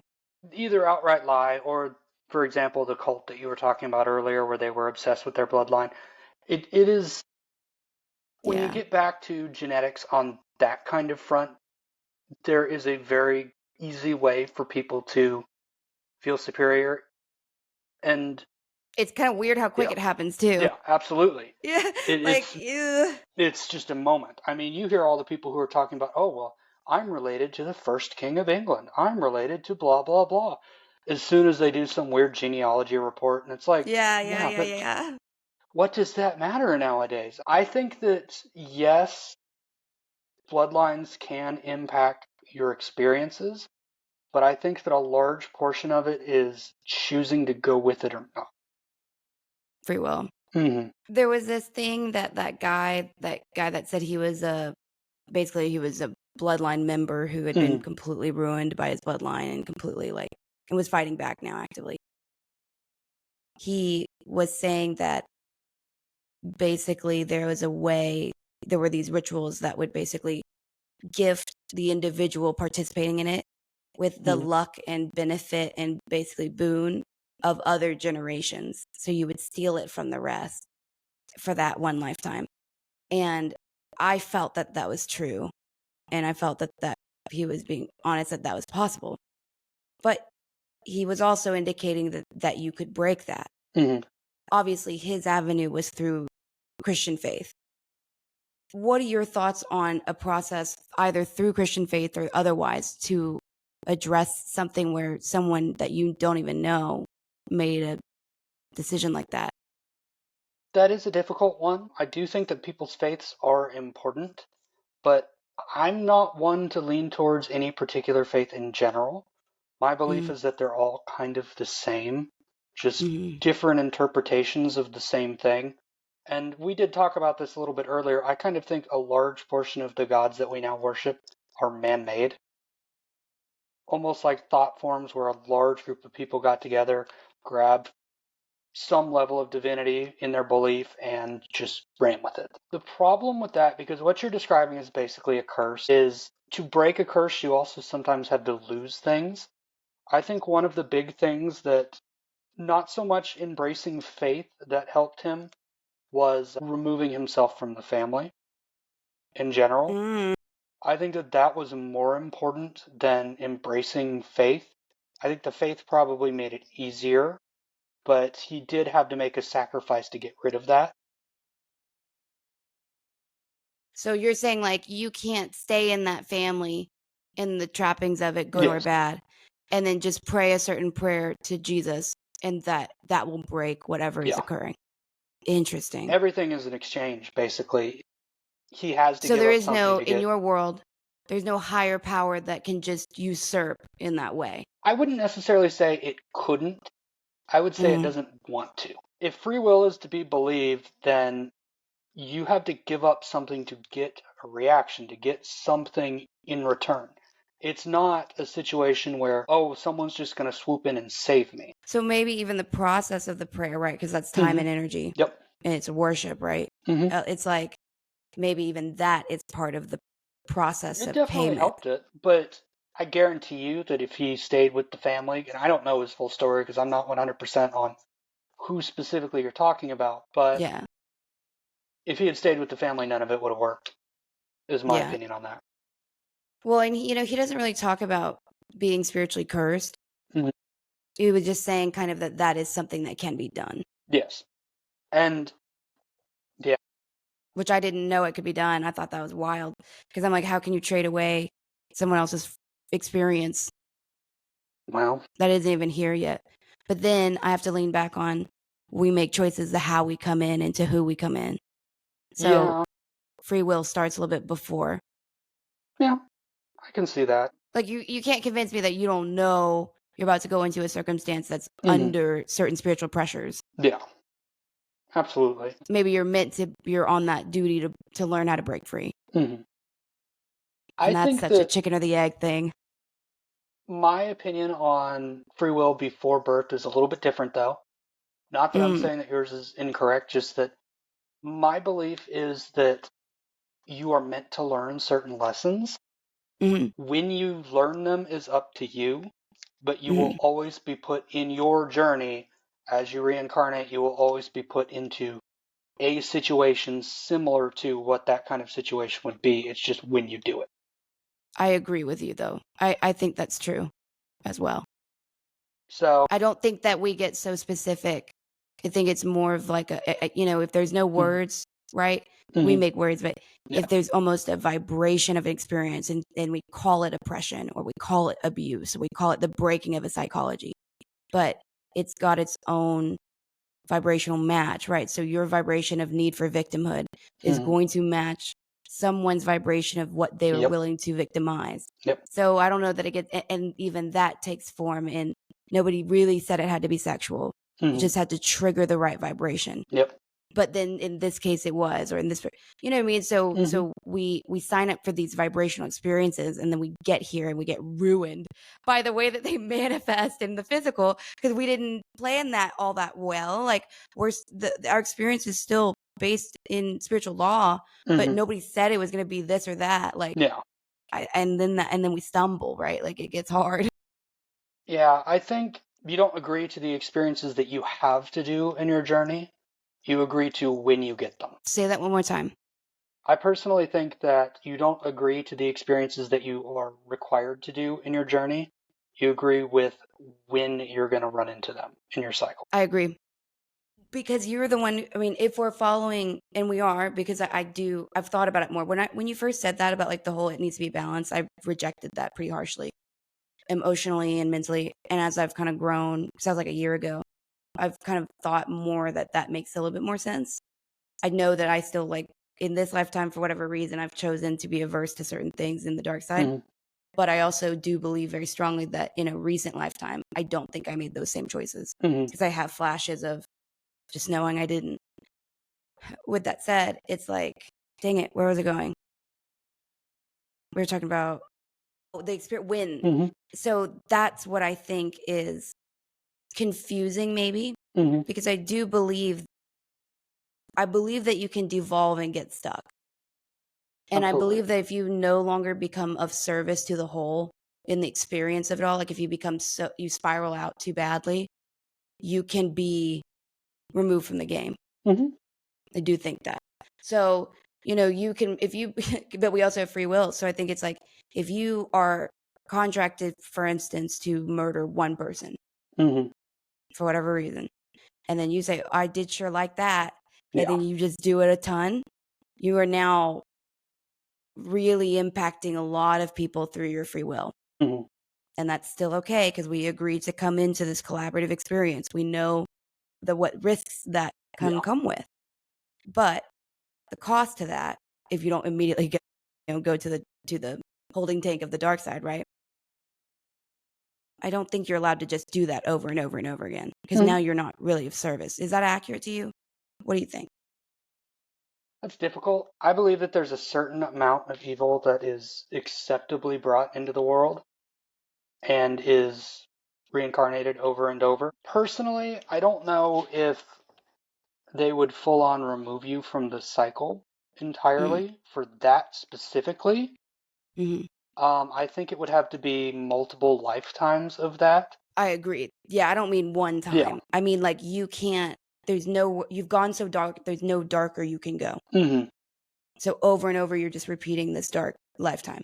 And because that is truly getting stuck, because then karma decrees that you can't come in at a higher consciousness. Yeah. So every time you're back, you're stuck. But I wonder too, well, I guess that's the graduation, if you're so good. But yeah, okay. So that does that question. Would that then mean that it would be true that the way out of the incarnation process still would be the good side? Because you can go, you can't get out going all right. But I agree with you. You can't get out without going dark. I don't think it's possible. I think that the way out it's difficult to say that it's the good side. I think it's more when you've learned the lessons that you're meant to learn. You're right. Yeah, you just completed the curriculum. So I think it's more balance. You're right. Than anything. Because, I mean, you look at... I misspoke. I agree with you more than what I just said, for sure. I just kind of forgot, because I get excited. But you're right. It is, you have to punch all the tabs. You can't. And there is no, like you said, time isn't real. So it isn't, you got to go down in a timeline. I'm thinking in a linear timeline, but it's like, no, that doesn't exist. You just got to do 50% of this, 50% of that. Complete them all. Don't run from them. Yep. And be present for them. And then, like, start being a guide. Yep. Which seems like a thankless job. Yeah. I can't say. I feel like there's a large majority of them who step out of the reincarnation cycle and don't end up being guides either. Yeah. Honestly. We've talked about that too, that there's different jobs. Mm-hmm. Do you think the ones that do guide work, do you think that's a pride thing or an altruism thing, or like, what do you think that is? Or that people are just good for it, good at it, It's difficult. like a job aptitude? I think altruism is a difficult thing to claim for guides. I think that what guides are doing is they're finding other energies that are similar to how they were when they Mm-hmm. were in the cycle. Mm-hmm. I don't know if it's There's something entirely so altruism. intimate about that. To me, I think it's more preventing people from making the same mistakes that they did, Mm-hmm. but almost in a way of self-fulfillment and not altruism. Because in some senses, guides are experiencing the exact same thing you are when you are. They very well are most likely that sounds. They very well are probably, in my opinion, almost fixing themselves while they're guiding. Don't say Fixing. it's like a vacation. No, it's not a vacation. Are they just like hanging out, like watching the soap opera and be like, look at what Sterling's about to do? I would be so, Maybe some of them. right? Well, but the ones that are with us from birth till death, those, Mhm. the committed ones, Yeah. they're probably not joyriding. They're No, probably they're like, all right, not we got to get joyriding. this soul going. Yeah, I think She's describing it as behind schedule. I think describing it as a vacation is also kind of incorrect. Almost like when they help you make the decisions that they felt like they should have made in their life, it's almost like they're fixing their own bad mistakes as well. Why would that need still be present, you think? That desire? It just Everything is. has its own ego, no matter what it is. Even the best of things and the worst of things have ego. And I feel like when you get down to the brass tacks of things, ego is kind of one of the defining traits of being alive or even as a spiritual being, just existing. Mm-hmm. I mean, if everything melded into one and had no semblance of, oh well, this is what I did or I need to do this for this, then I don't think we'd be experiencing things in the same way we are now. Well, the implication of what you just said, if it's true, is profound because it implies that a soul would be dissatisfied Mm-hmm. with something about its experience enough to have a desire and an appreciation of changing that experience on some level, Mm-hmm. which would maybe imply that what are your thoughts on this? What if it's not as much about like, or what if there's a both, right? Maybe Mm-hmm. what if we're allotted X amount of timelines and it's a lot? Mm-hmm. There's enough room to do it all. Mm-hmm. But like, what if you get great? I'm just spinning. Like, I'm just off Mm-hmm. my brain. I have no intuitive thought about this. That's like, what if then you got done and you're like, dang, I got an 85. Yeah, it's And extra then you're credit. like, I am motivated, or I'm just like, I'm motivated to, like, I murdered way too many times. I'm going to go Mm-hmm. be with somebody who is prone to that behavior and try to help them not do it. Like, there's something about my experience that I'm trying to, because you're right, ego is still present and free Mm-hmm. will. What would make a soul that doesn't have to be locked into this experience come back and be helpful? Hmm. Just a thought. There's some argument to be made that things would just get boring on the other side, outside of Mm-hmm. reincarnation. I mean, Yeah. I thought it just froze. I mean, if the other side is basically just either the absence or the maximum amount of experience all at once, then perhaps they just don't want to deal with it. It's just boring. I mean, I'd feel What are your bored just thoughts? sitting around. Right. No, for sure. Well, and Spirit talks about that. Mm-hmm. You know, someone's uncle will be like, "Oh, I miss the food, or I miss the Mm-hmm. music, or like I miss the human." There's human things. Mm-hmm. And then we see the demonic energy be so jealous of us. Mm-hmm. So there's something here. Like everyone, I don't like it when people. I've always been vocal about this. I don't like it when people just sit here. Yeah, it's hard here. I will always give that up. It is Mm-hmm. not easy to be here. But I've seen enough and had enough communication to see the appeal of where we are Mm-hmm. for some reason. The dark wants it, the light misses it, something's up. Mm-hmm. What we're doing, there's something happening here that's good, and we just don't see it till it's over. Yeah. or when it's not available anymore. So it's like, but do you give any stock at all to these people who say when you die, don't go to the light, like that this is a soul trap, that you're supposed to jump dimension? Like, what are your thoughts on all this? My thoughts are they are currently alive, so how do they know any more than I do or the next guy Yeah. does? No, you're right. I think that if it is a soul trap, then we're gonna It get is what caught it in it. is. Then If we stuck, hmm baby. yeah. I agree. I think it's a very it's a hidden nihilism hmm because there's nothing we can do. Yeah. And I think the teaching that they say is right to the dark side. So hmm I have trouble trusting that because they're always like, avoid the white light, find somebody to guide. Like, it's like, no, don't find anyone to guide you. I just I always have those kind of problems with people who are talking about like things like that and even near death experiences. They are actively currently alive.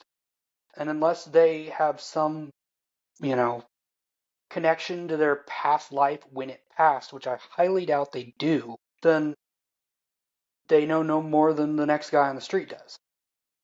You're so logical. Like, I agree with you so much. I feel like when we hang out at your house, we're always goofing. We don't really talk like this. But I love this. This is the best.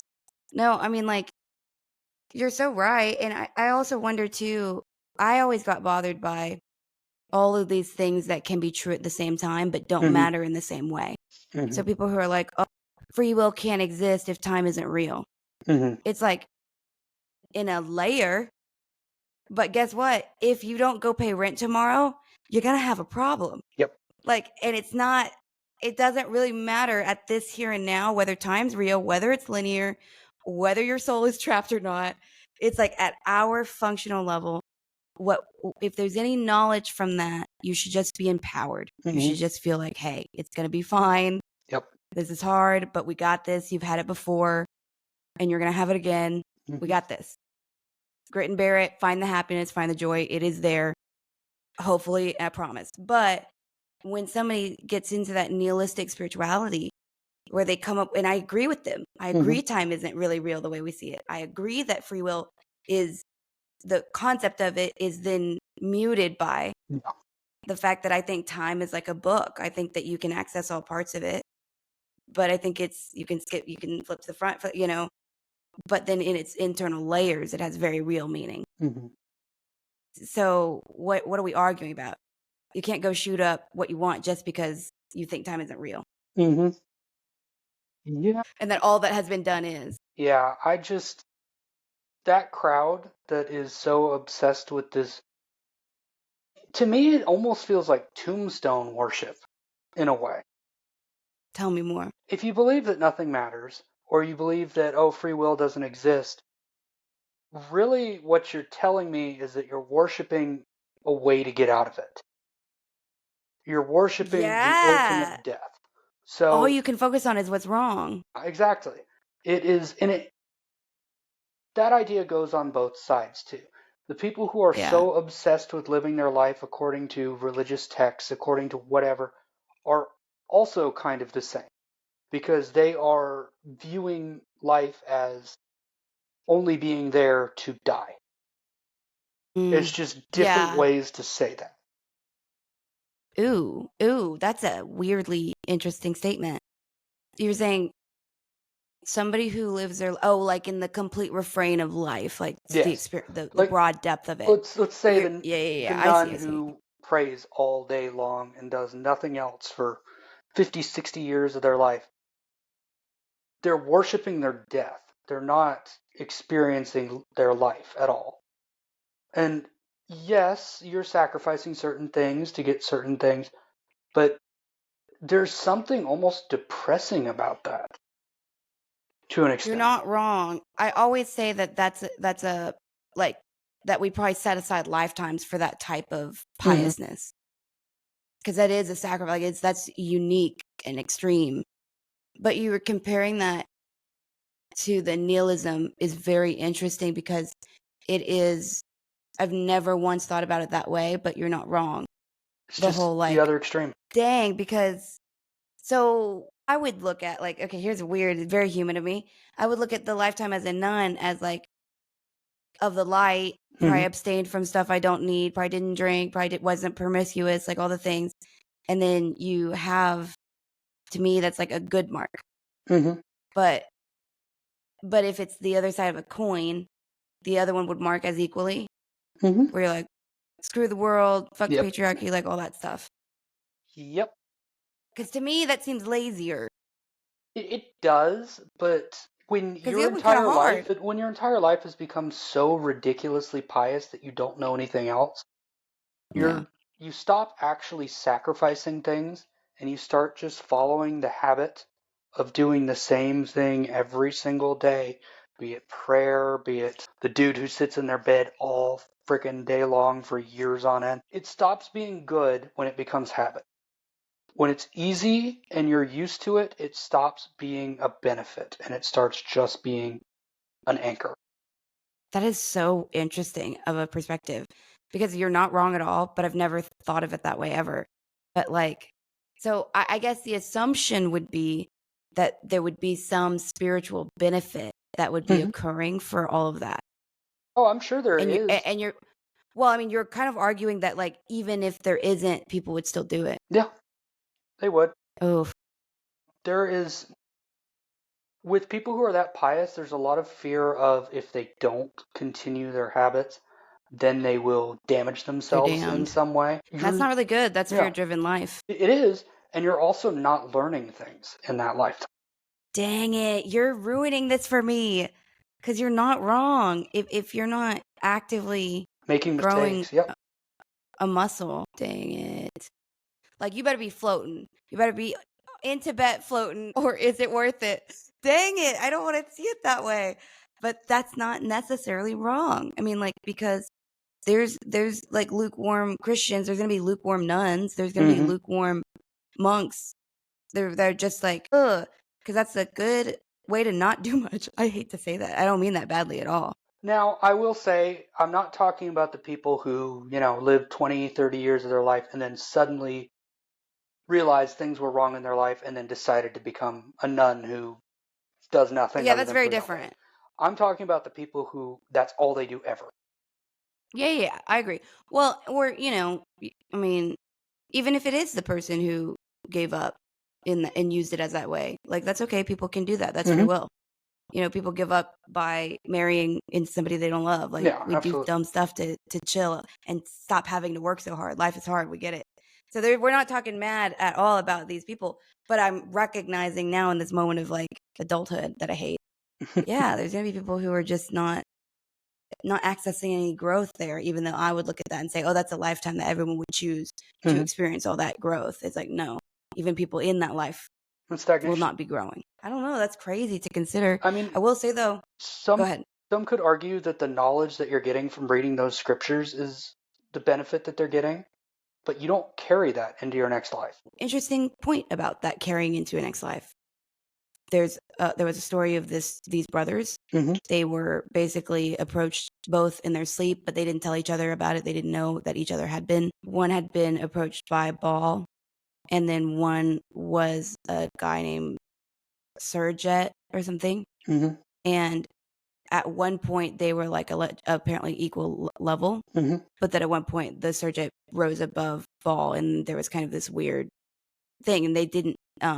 There was a knowingness of the political nature after they came together, and they were like, we know these people, but there was no use of each other against each other at all. They did not know that they were doing this. But what was weird was one of them, or his brother, he was, I mean, kind of a little bit like you, maybe, where he was just very naturally good at opening portals. And so when he made an agreement in his dreams at a very young age and said yes to this entity, he would get a knowingness about just this place he had to go. Hmm. And if he didn't go, all this horrible stuff would start happening. So he just got coached into knowing, like, I better Yep. go when I get this feeling. So he's basically working for, these energies that are Hmm. so negative, and just not even like a slave to it. Whereas this other entity, or I mean, sorry, his brother, Hmm. he was told by some spiritual thing, this reality, where he said all he had to do was exist because he had a natural ability. Him being incarnate held something closed, and when he died, there would be another version, and all his job was to be here in the physical form. So that's weird, right? Because then you have a soul who has this job that's so profound and so unknown. So he just wanders. You know what I mean? He doesn't make any money. He struggles with adjusting because he's here on this mission that has no basis in humanity. It like, to me, that seems like a curse. Yeah. I think there's a very big issue amongst the metaphysical and spiritual community of people who are so obsessed with what their purpose is in this life that they don't do anything else. To have free, to choose anything. I agree. Yeah, he might have existed for some great purpose, but if he just walked around, did nothing, had no job, did nothing, then that's not really having a life to begin with. Dude, you're literally like, I need to run all this by you a lot more than I do, because you're like the skeptic I need, because your logic's very real, and I'm over here like, oh my god, this poor guy, and you're like, dude, he could just be lazy. Yeah, well, I mean, yeah. But on top of that, he was told once that he was there for some very, very extreme reason. That's a good point. Well, yeah, that's good. He didn't really say what he was keeping close. Dang. Yeah, you're right. Dang. Well, so what are your thoughts on the monkey thing, the monkey phenomenon, the like grinning, dark, shadowy monkey entity? What is that? What is that? I still haven't formulated an opinion on that one, actually. I think... Can I tell you what I've heard? Yeah, go ahead. Because I've consumed a lot of shit. The reason I'm so interested is because I've just been down this rabbit hole, and now I'm letting my nerd out. Okay, so that was one of the entities that basically would guide this guy to where he needed to go. So they would show up when he was on the right direction, or they would show up when he wasn't obeying. And at one point in this narrative of this story that seems heavily vetted, because this guy who had it on YouTube, it said it took him like 1.5 years to really get it to where he was ready to present it. So I don't know what that means. But basically what happened was the brother who was working for Ball decided he wanted out at like 13, 14. Found out there was no out. In this small community that was so spiritually active, for whatever reason, a place of high strangeness, this guy that was good at keeping things shut and didn't ever really have a spiritual experience himself because he said no. His friend, someone he knew from high school and college, had said yes and was having this very weird, dutiful experience in his dreamscape. And he brought some of his friends into it using grimoire magic, basically. Taught them how to lucid dream, taught them the codes to get into this other realm thing, allegedly. All this, right? But at one point, the guy who had no spiritual gifts, he hears his brother fall out of his bed, his brother's scratched up, he can't see anything. And he's basically saying they were in the house. They're not supposed to be in the house. And so then he calls his friend that he'd had this crazy experience with in the car. Because the story started where the guy with no gifts had an experience with the guy that he thought was his good friend, who found out he wasn't. They were being chased by a demonic energy. And he alleged that he saw his buddy sprint off at a speed that was unnatural. And then came back drenched in like licorice stuff, whatever that means. So he was like, and never got an explanation. He was like, so I just had the weirdest time of my life, and my buddy just tried to sweep it under the rug.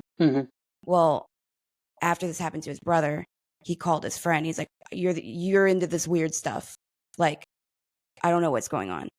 And he basically alleges, and he had a witness allegedly, that he watched his friend basically like zone out and then grow a little bit, like to where he had to bend down to get into an access point that normally he never did. And he sat on a couch and like wouldn't speak. And then when he came back later, he was like exhausted and sweating out of nowhere. And he was back to normal, like his normal size. And he's like, everything's okay. I took care of them. He said, where I went, there were many more of them. He said, I'm about to die. Like, I need to go sleep. And apparently he left. And then the brother who didn't know, because these stories came together later, there was a 2-year period where they were gone. And it was after it. So the timeline did add up to where the night that he said, my friend said he took care of it. He shape shifted in front of me allegedly, Mhm. and then wouldn't even look at me or explain to me what was going on as he sat on my couch. And then as soon as like things were over, he was sweating and normal. I don't know, it's just weird. Like there was enough of it that felt earnest somehow. Anyways, but that was the first thing about the monkey thing was like Mhm. that they were basically agents of the synergy They could be enforcers. and like grinning all the time and like Yeah. just playing on fear and dread. They were probably enforcers in that situation then. They were probably just there to basically bend the will. There's something with a lot of demonics that you'll run into where they will have almost puppets that they keep Mm-hmm. with them, Mm-hmm. and could have been that, honestly. That's what I've Go ahead. read. Is that the whole like? Do you think Mothman is a puppet for the Lilith energy? Because people keep claiming that they wake up from dreams that are highly sexual, where Hmm. they feel very abused, and they'll look up and they'll see some like insectoid type thing. I don't necessarily know if the insectoid thing that they're seeing is Mothman specifically. I've recently ran into quite a lot of weird insectoid demonics lately.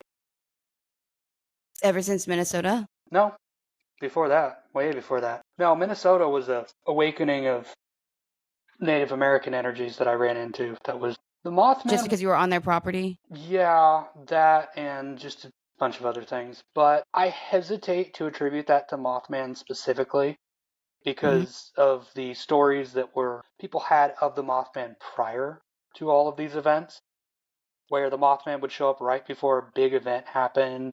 Yeah, I like think it's some the nuclear stuff, Yeah. I think it's something that they are interpreting as the Mothman because that's the easiest way for them to describe it. and it's known in pop culture. Yeah. Yeah. Okay. And I would point them towards Beelzebub instead of Lilith for that. Lilith tends to be more, when it comes to the energies that she has around her, tends to be more incubus, succubus kind of energy rather than bug type energy, insectoid type energy. From my experience, Beelzebub tends to be a little bit more insectoid. I mean, it's the Lord of the Flies for one. But Mm-hmm. it's yeah, it's a bit difficult nowadays anyway with that. I think we're kind of in a period where there's new demons getting born into the world that we maybe How? have not seen them recently. I mean, I've gotten so many investigations lately that were demonic, and that it's normally like maybe 1% of investigations are demonic, but now it's almost all of them. Do you think that CERN thing, the eclipse CERN thing, had anything to do with that? Yes, it could have. My gut keeps pointing there, and I'm not that way. I don't care about that stuff, but I think something happened. The other thing that I noticed a big uptick on after it happened was there was a huge meteor shower at the same time there was a massive solar flare just a few months ago. Mhm. And after that, things got kicked up pretty intensely. Well, I told Terry this, and you know I never exaggerate anything because I'm more often to think I'm crazy. Mm-hmm. I've had visual stuff pop up, nothing big, but Mm-hmm. remember in your backyard Mm-hmm. recently, and it's gone away a little bit as I started speaking about it Mm-hmm. because I started just telling Terry about it when it would happen. But I would see stuff in my periphery, and that's not me. I have almost zero Mm-hmm. visual cues. So I was thinking, ooh, that's interesting because that's a frequency issue. Yeah. I don't know if things spiked up people's ability to recognize these things or I if think these something things did. have just exponentially grown. What are the angels doing? If that's true, like if there's a change in the balance, is it being allowed? Well, I think it's a little bit to do with the conversation that we had over text message about resetting. That's kind of why I think we're in a period of resetting in general. I mean, we're getting all of these horrible things happening year after year after year after year.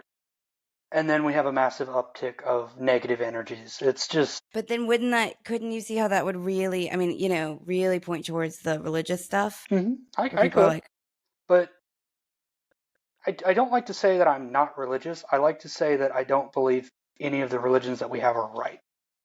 yeah. Do you think there are tidbits that are? Yeah. In every religion, there's Here's like an something. example that I thought was weird, and I'm just gonna probably bore you, but I'm just gonna get through it real fast. This was found apparently like so in the text where there are 4 listed women, like the wives of the fallen, the first like wives, whatever. Mm-hmm. And you can't find 2 of the names, but one of them's Lilith and one of them's this like I can't remember the name of it, but Mm-hmm. and then she's mentioned only once in the actual Bible. Mm-hmm.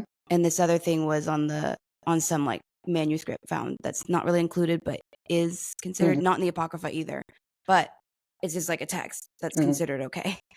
And in the Bible, you know how they always say like brother of, son of, father. Like they don't talk about the women. And there's this like very gifted family. And they're talking about like how gifted they are with agricultural knowledge and how gifted they are with all this stuff.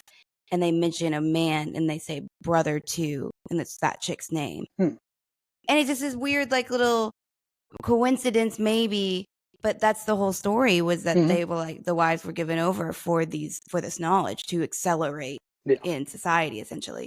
And you know, you're just like, oh, how curious, because either someone's just really good. Oh my gosh, I have to ask you about this.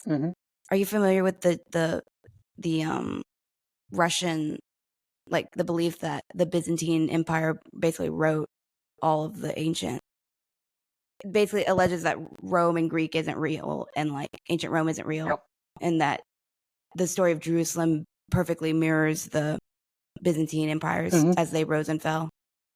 And he tried to present it to the UN, all this stuff. What are your thoughts? I didn't read the book. I might, but I'm it's hesitant weird. on that. Yeah. I do think that history is, to an extent, fabricated in a lot of cases. I'm very hesitant to say that an entire nation didn't necessarily exist right now, but I haven't read the book either yet. I probably will. But it's feeling real Cliff Notey for me. Yeah. I feel like I might skim it. I'll be like, what's the gist, guys? Yeah. There have been so many different empires, nations, whatever have you, that have existed that even if what they're saying has some merit of truth, I can guarantee you there was at least a smaller nation that was what we consider Rome now. I don't know. I just kind of don't really agree with this weird idea of stepping in and being like, oh, well, that never existed and I'm going to prove it to everyone. Yeah, the whole, it's almost like the genetic, what are they doing over the CRISPR? It's like everyone, and I get it, man. Like I do think we're lied to for sure. And I think that there's a part of me that I love all these topics because I'm curious, right? But I think there are people who get really overboard with it. Because to me, it doesn't matter what really happened.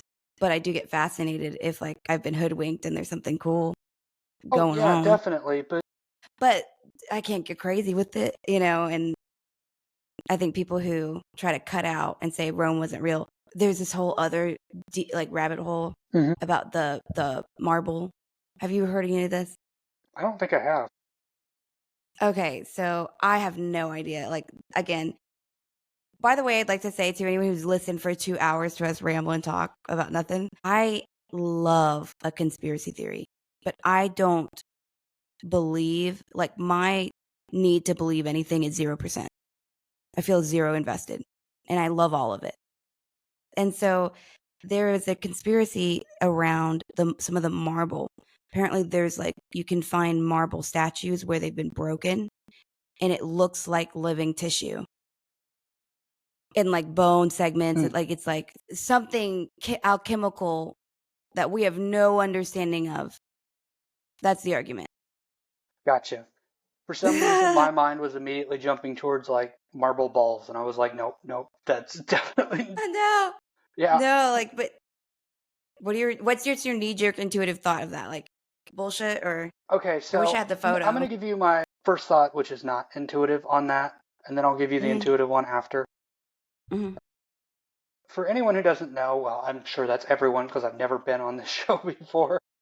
No, go for it. I was a professional sculptor for a while, and I also worked in film and TV as a set builder for foam carving and things like that. But I do have experience carving marble, and I think part of that conspiracy theory is coming from the idea that human beings aren't capable of creating that kind of work. But I know a lot of people who are, and I've seen them do it. So to me, it Well, almost, no, they're not arguing it's yeah. that like about the gift. They're saying like, what is this broken stuff and why does it look like bone? Oh no, absolutely. I know that. But what I'm saying though is I think one of the reasons why they are coming out and saying, oh, this is bone, oh, this used to be living creatures, is because a lot of people aren't really able to process some of the art that was done Yeah. in the right way. When it comes to that kind of artwork, that is tens of years to make those kind of things. I mean, I know people who have been working on marble sculptures for 30 plus years. It's insane, but it is a very real thing. On the intuitive side, when it comes to things like alchemical changes and thinking that most of the sculptures are changes in a living being to a marble sculpture, I'm iffy on that. There is some level of alchemy that I definitely believe in. I mean, alchemy was the building blocks for modern chemistry, for example. I think it's still around. I just think we're not taught it. Yeah. Oh, no, absolutely. We're not And allowed to know I that. think plenty of it works, but I think that one Yeah. might be a little bit reaching for that I specific agree. one. It's a fun conspiracy theory, It's very fun but because it's scary. It's kind yeah, of creepy. it makes me think of the monument mythos, not found footage, the oh gosh, I completely lost the word for that. Monument mythos. It's all those YouTube shorts and YouTube videos where they make them out to be like realistic.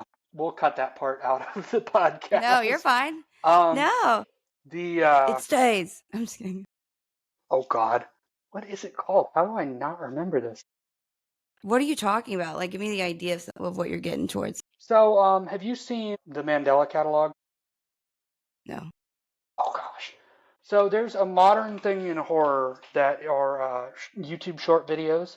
Like probably another example that you might have heard of because I think Rob Scallion's the one who made it is the Greylock. Oh, what is it called? Gosh. Okay, I'm gonna look this up because it's gonna bother me so much. Do it. But what were we on? What was the topic? We were talking about the marbles, and I was comparing it to Yeah. one of those called the Monument Mythos, which is kind of similar to that. It's actually funny how close it is to that. Basically, all of the Monument Mythos stories are different American, basically different American wonders are actually living beings that are evil and killing people. They feed people to Abraham Lincoln, things like that. Oh, like the interesting, Mm-hmm. like the idols. Yeah, it's actually very, very well done. But this conspiracy theory feels like they're pulling from a bunch of these just stories, basically, online, Yeah. rather than actually, you know, what is my laptop doing? Okay. What do you think about? I'm getting tired. What are your thoughts about the like? How do you say? Like the giants and the mountains and the things. I'd like to believe in it. I think that they probably existed in spirit. I'd like to get more solid proof to say that they existed in physical form. Any capacity. Yeah. Do you think dragons ever existed in physical form or still do? God, I hope so. Yeah, me too. I hope so much. Oh my gosh. You know, Satanists believe that they do. Mm-hmm. They claim to confer with them in the tunnels. Oh gosh. Well, it's difficult too because all of these things, like we have a clear picture in our mind of what we think they are, Yeah. and I feel like we're kind of wrong with what we're picturing. Mm. They might Mm. exist, but they might be something totally different than what we think they are. Mm-hmm. I mean, dragon might not be a giant scaly lizard. That might just be what we think it is. But then, Terms and words are so fickle with that. It's difficult to fully embrace things. well, like when I say dragon, Mm. though, I mean like a sentient, knowing, flying reptile, right? Like Yeah. that has an agenda that like can make you want gold and shit, like can influence what you're doing, what you're about. Well, the other But thing is, even oh, go ahead. with the dragons, that is supposed to be a direct representation of Lucifer as well. and Satan. It's also Yeah. supposed to be a direct representation of one of the Old Testament books about God, and it's weird. And I've read it Yep. where they under the you know what I'm talking about with the steam and the virgins and all this stuff, like everything about that, it would appear as though they're speaking about something not very human. And that's in the Bible. So what's that about? You know what I mean? I mean, there are a lot of things in the Bible that it's just like, do we take this literally or is it meant to represent something? And I just don't know. Then we can't know. Yeah. I finally found the term I was looking for, What and is it? God, am I embarrassed. Analog horror. No. What is it called? Analog horror. And what does that mean again? It's basically it's become kind of oversaturated to the point where it's hard to give an exact definition, but it's basically YouTube horror shorts that are designed to be something that are like real. They are Like stories. kind of. People make like fake news reports, fake documents, all this other stuff. And it's just videos that are introducing a world outside of our own that are terrifying, basically. And like off and Yeah. stuff. I love that stuff sometimes. Yeah. It's pretty good. Some of it's really good, and others are really, really, really bad. I would rather like read, hear horror than see it any day. So it's one of the only ways I can really consume it. Oh, well, these aren't reading. This isn't to read it specifically. But you like hear the story, right? Or is it animated? I'll send you one of them, and you'll understand it more. Now the question is which one do you want to know about? Because some of them are really, really cool, but really dark. I can probably handle them. Okay. Send the one you like. Just send me one that you like. Okay. I can probably handle it. But so I have a question about sort of Mm-hmm. like, do you think it's people have alleged, and I'm curious what you think because I haven't seen it. But did you watch Stranger Things? Yeah, I'm probably in the minority on that one though, because I just did not like Stranger Things at all. I don't know that I think I've seen like one episode, but it was towards the end, and I just didn't think the acting was very good. But I wasn't in the story like people have said. Yeah. But regardless of that, what's weird is that they're like these really kind of like, I don't want to be rude. I don't know how to say this. Dang it. Just people who are very, very isolated. You know what I mean? Very remote areas. And they kind of don't know what internet fame would be. I don't think. There just seems to be like a very real, like, why are we on this? Like, what is this about? Yeah, I'll tell you my story, but even I don't believe it type thing. Yeah. But some of them have been kind of saying the same thing over time, which is that something about that world or that experience and the way things seem to look was familiar to some of their dreamscapes. Yeah. What are your thoughts on that? So I will say there's a big thing in Hollywood of people getting their ideas from drugs. That is not a slight on whether or not they did that. I think that there's a large number of drugs that actually allow you to see things that are there but you just can't see. That being, and in some of these rural towns. Yeah. That makes sense. There's a knowing there in Hollywood with a lot of those things. Having worked for it, there is definitely a group of people. That's what I think. Yeah, it's not a gigantic group of people like everyone thinks. It's not every single person in there. No, but someone's saying, I've got a great idea. Make it look like this. Yeah. And it's exactly what that looks like. And then you're just like, oh, oopsie. No one else will know, but we know. And if you know, you know.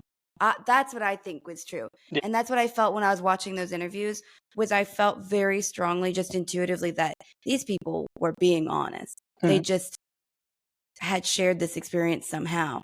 And what's crazy is there was this guy, he was a doctor, he's already quit and basically disappeared, ran for the hills. He was the one doing the DMT drip experiments. I think it was in the UK or Cambridge for sure, but there was one maybe in the East Coast. And they were mapping this world. They were encountering the same entities. And we talked about on the podcast a little bit with Terry, and I was like, there's only going to be certain entities that are just interested multiple times to deal with us. Yeah. Like, we're probably very annoying. Oh, You know what I mean? absolutely. So we're probably not getting the creme de la creme of the energies. They're, you know, Well, and so on the annoying now front, you're mapping it. on the annoying front, you see that on investigations all the time. There are tons and tons of places that are extremely active for like 3 or 4 years, and then they just stop. And it's not because, the spirit's gone away. It's because the spirit's like, I am so fucking done with these ghost hunters coming into our friggin' building. Yeah. I mean, Really? yep, And you can still feel them around? absolutely. Dang. And they They're might, just playing possum? yeah, they might make a mistake and like set off like an EMF or something, but then they just don't want to communicate because they're annoyed to hell that we keep going in there. Dang, that's one way to do it. Mm-hmm. Sorry, tangent. Go ahead. No, you're fine. Dang. I don't know, man. It seems so strange to think that there's this other world. And I know that I have been propositioned in a dream because it just felt different. You just know it's different. Mm-hmm. But I'm such a belligerent person, and I don't think I even knew at the time how important it was what I was saying. Mm-hmm. But I just started talking shit, and it was right before I started training with your mom. Oh And gosh. I think they were like, we got to get her before this happens. Yeah, maybe so.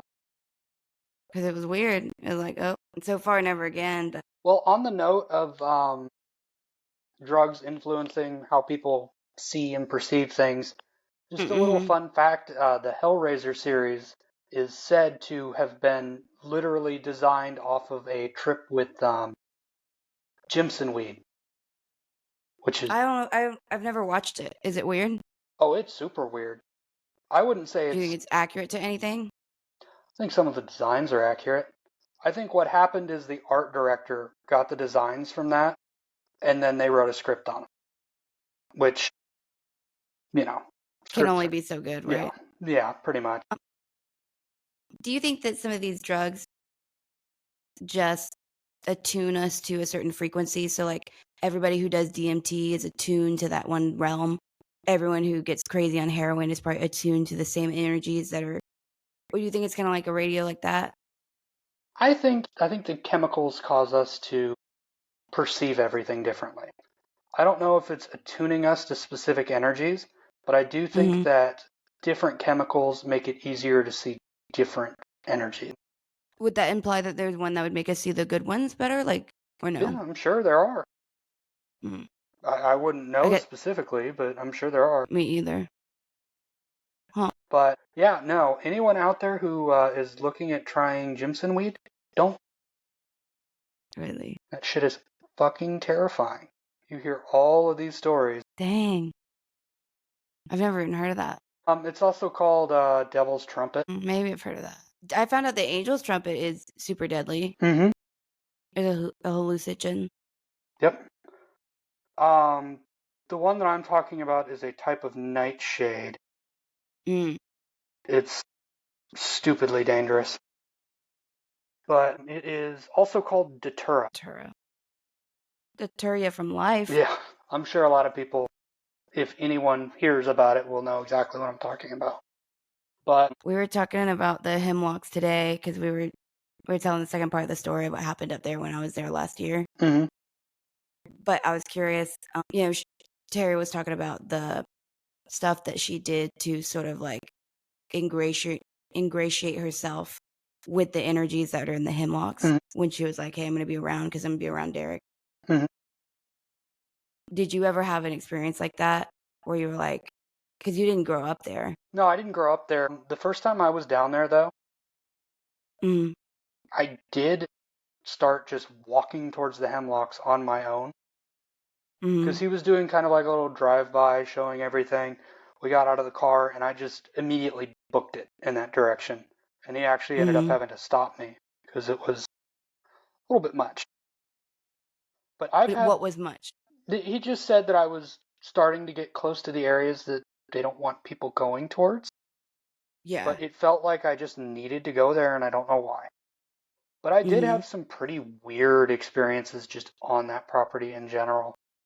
I mean, I'm sure I told you about the bear thing that I saw.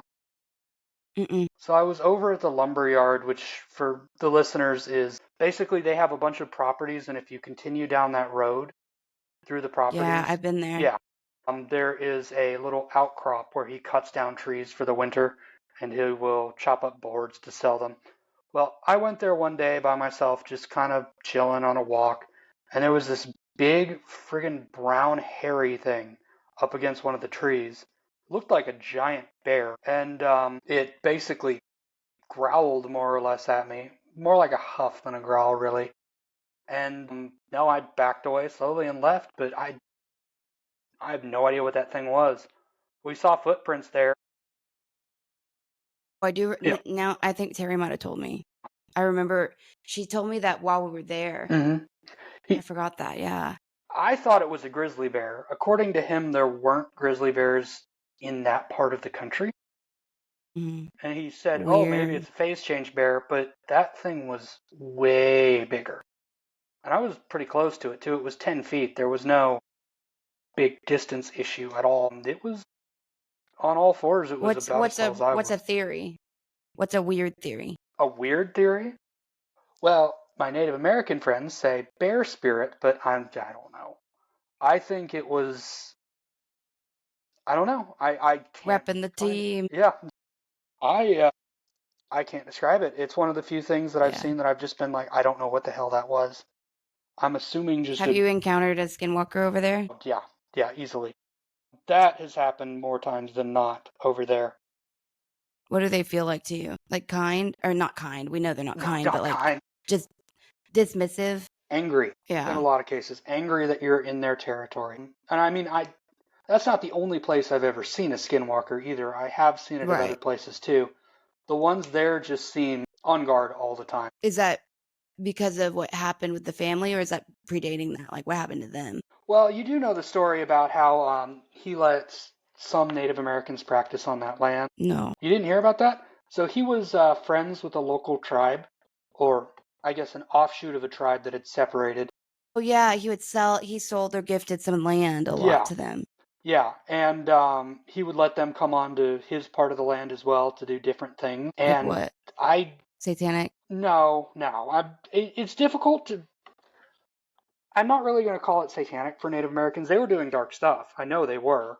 But it just made the land weird. And I don't know how to describe it other than that. It's just strange over there. Like, yeah, it's super negative, and all the backstory of what that guy did there is awful, but even without that, it would Would just be anybody who strange. had been there descend in that way, essentially, I because don't of the think land? that's the case because Derek hasn't yet. True, true, true, true. Yeah, thank God. But But he's also got to deal with them. yeah, he does. But I think that it definitely didn't help. It made it easier to do that. But if you want my honest opinion, I think he made a deal with something, not Derek, but my grandfather. I think he made a Mm, deal with something that drove him to do a lot of those things. mm, I never met the guy, though. I'm yeah. completely just speaking on conjecture and what I've heard. Mm. But no, that land is weird. Have you discussed the bridge incident on the thing yet? With you? With anyone on the podcast? No, no, no. I mean about you Yeah, the one where we all went to that in bridge. LA? No, we haven't. Um, I don't think we have. Okay, so I'm not going to give exact locations for this, but there's a specific bridge in Los Angeles that is coined a suicide bridge. There is another bridge that is right next to it that has had no suicides on it. Exact same situation, exact same design, exact same height off the ground, but for some reason it's only been this one bridge, and there's been hundreds of them ever since it's been built. Well, this was when I was doing some solo investigating and with one other friend occasionally. I'd go there and I'd use it for kind of training almost. The basic stuff that we heard when I was there by myself was babies crying, loud voices. When I went with someone else, someone felt like they got groped and just weird stuff. Well, it was never anything that was bad enough for me to be like, okay, I don't want to come here. It was definitely something very dark. But the last time I went there with my mother, when they were coming down to visit me, we were walking down that bridge path, and everyone felt a little bit off. It wasn't too bad for me, but Brian and my mother were very, very much uncomfortable with being down there. And as we were walking back up, there was this figure that all of us saw completely differently. I saw it as a guy holding a phone in a gray hoodie, and my mother saw a black shirt. Brian saw some weird pattern thing. I can't remember exactly. But it just followed us up that little trail to get back up out of the ravine from that bridge. And we were booking it up that ravine, and it was walking at basically what I would call snail's pace, but it was keeping up with us the whole way. And we finally got out of that ravine area and went across the street, and we see this guy go up, right up to the edge of the street and just friggin' disappear. But that place, there's so many stories about investigations there. I would never recommend someone go there. But the one person that I used to go with occasionally, Do you ever wish that you hadn't? it's iffy. Yes and no. I think it was a good learning opportunity because it was what you don't want to deal with at that location. Kind of where I need to step away and be like, nope, I'm done with this. But also, there was just something about that place. The person I went with and I both got almost obsessed with that location. Like to the Yeah. point where we would message each other back and be like, are we going to the bridge today? Are we going to go to the bridge? It got really weird. And That's what it does. also, on top of that, every time we tried to leave, I mean, we'd use the GPS to leave just because the area is kind of weird in Dude, general. this is my nightmare, what you're about to Yeah. say. The GPS would freaking just buzz out. It would either navigate us right back to it, like it would get us like a mile away and then put us in a circle and put us right back at it, or it would give us nonsensical directions, or even one time the freaking GPS voice changed to another voice, and it was just weird. Mm. The person that I went with at one point also had a full-on blackout. Like they were cognizant of being there in the moment, but then when we left, they couldn't remember a damn thing that had happened. It was just weird. That was probably the only place I've ever been to for investigation that I can say I will never go back. But that place is just strange. Stronghold somehow. It's old. Yeah, man. I definitely think it's one of those things too where you're just like, the world is so much more strange than people want to admit. Oh, absolutely. Which is okay. Absolutely. But like, I'm willing to be honest about what I think is possible. Mm. I don't know about if half of it's as true as, but stand on business on most of it. Yeah, well. But it has been a wonderful chat, and I've definitely enjoyed this so much, and this will be one of very many more. Okay, sounds good. But we'll chat soon, and I'm going to stop this, but don't leave the chat, okay? Bye. All right. Till next time. Oh God. My remote isn't working. Dude, I hate technology.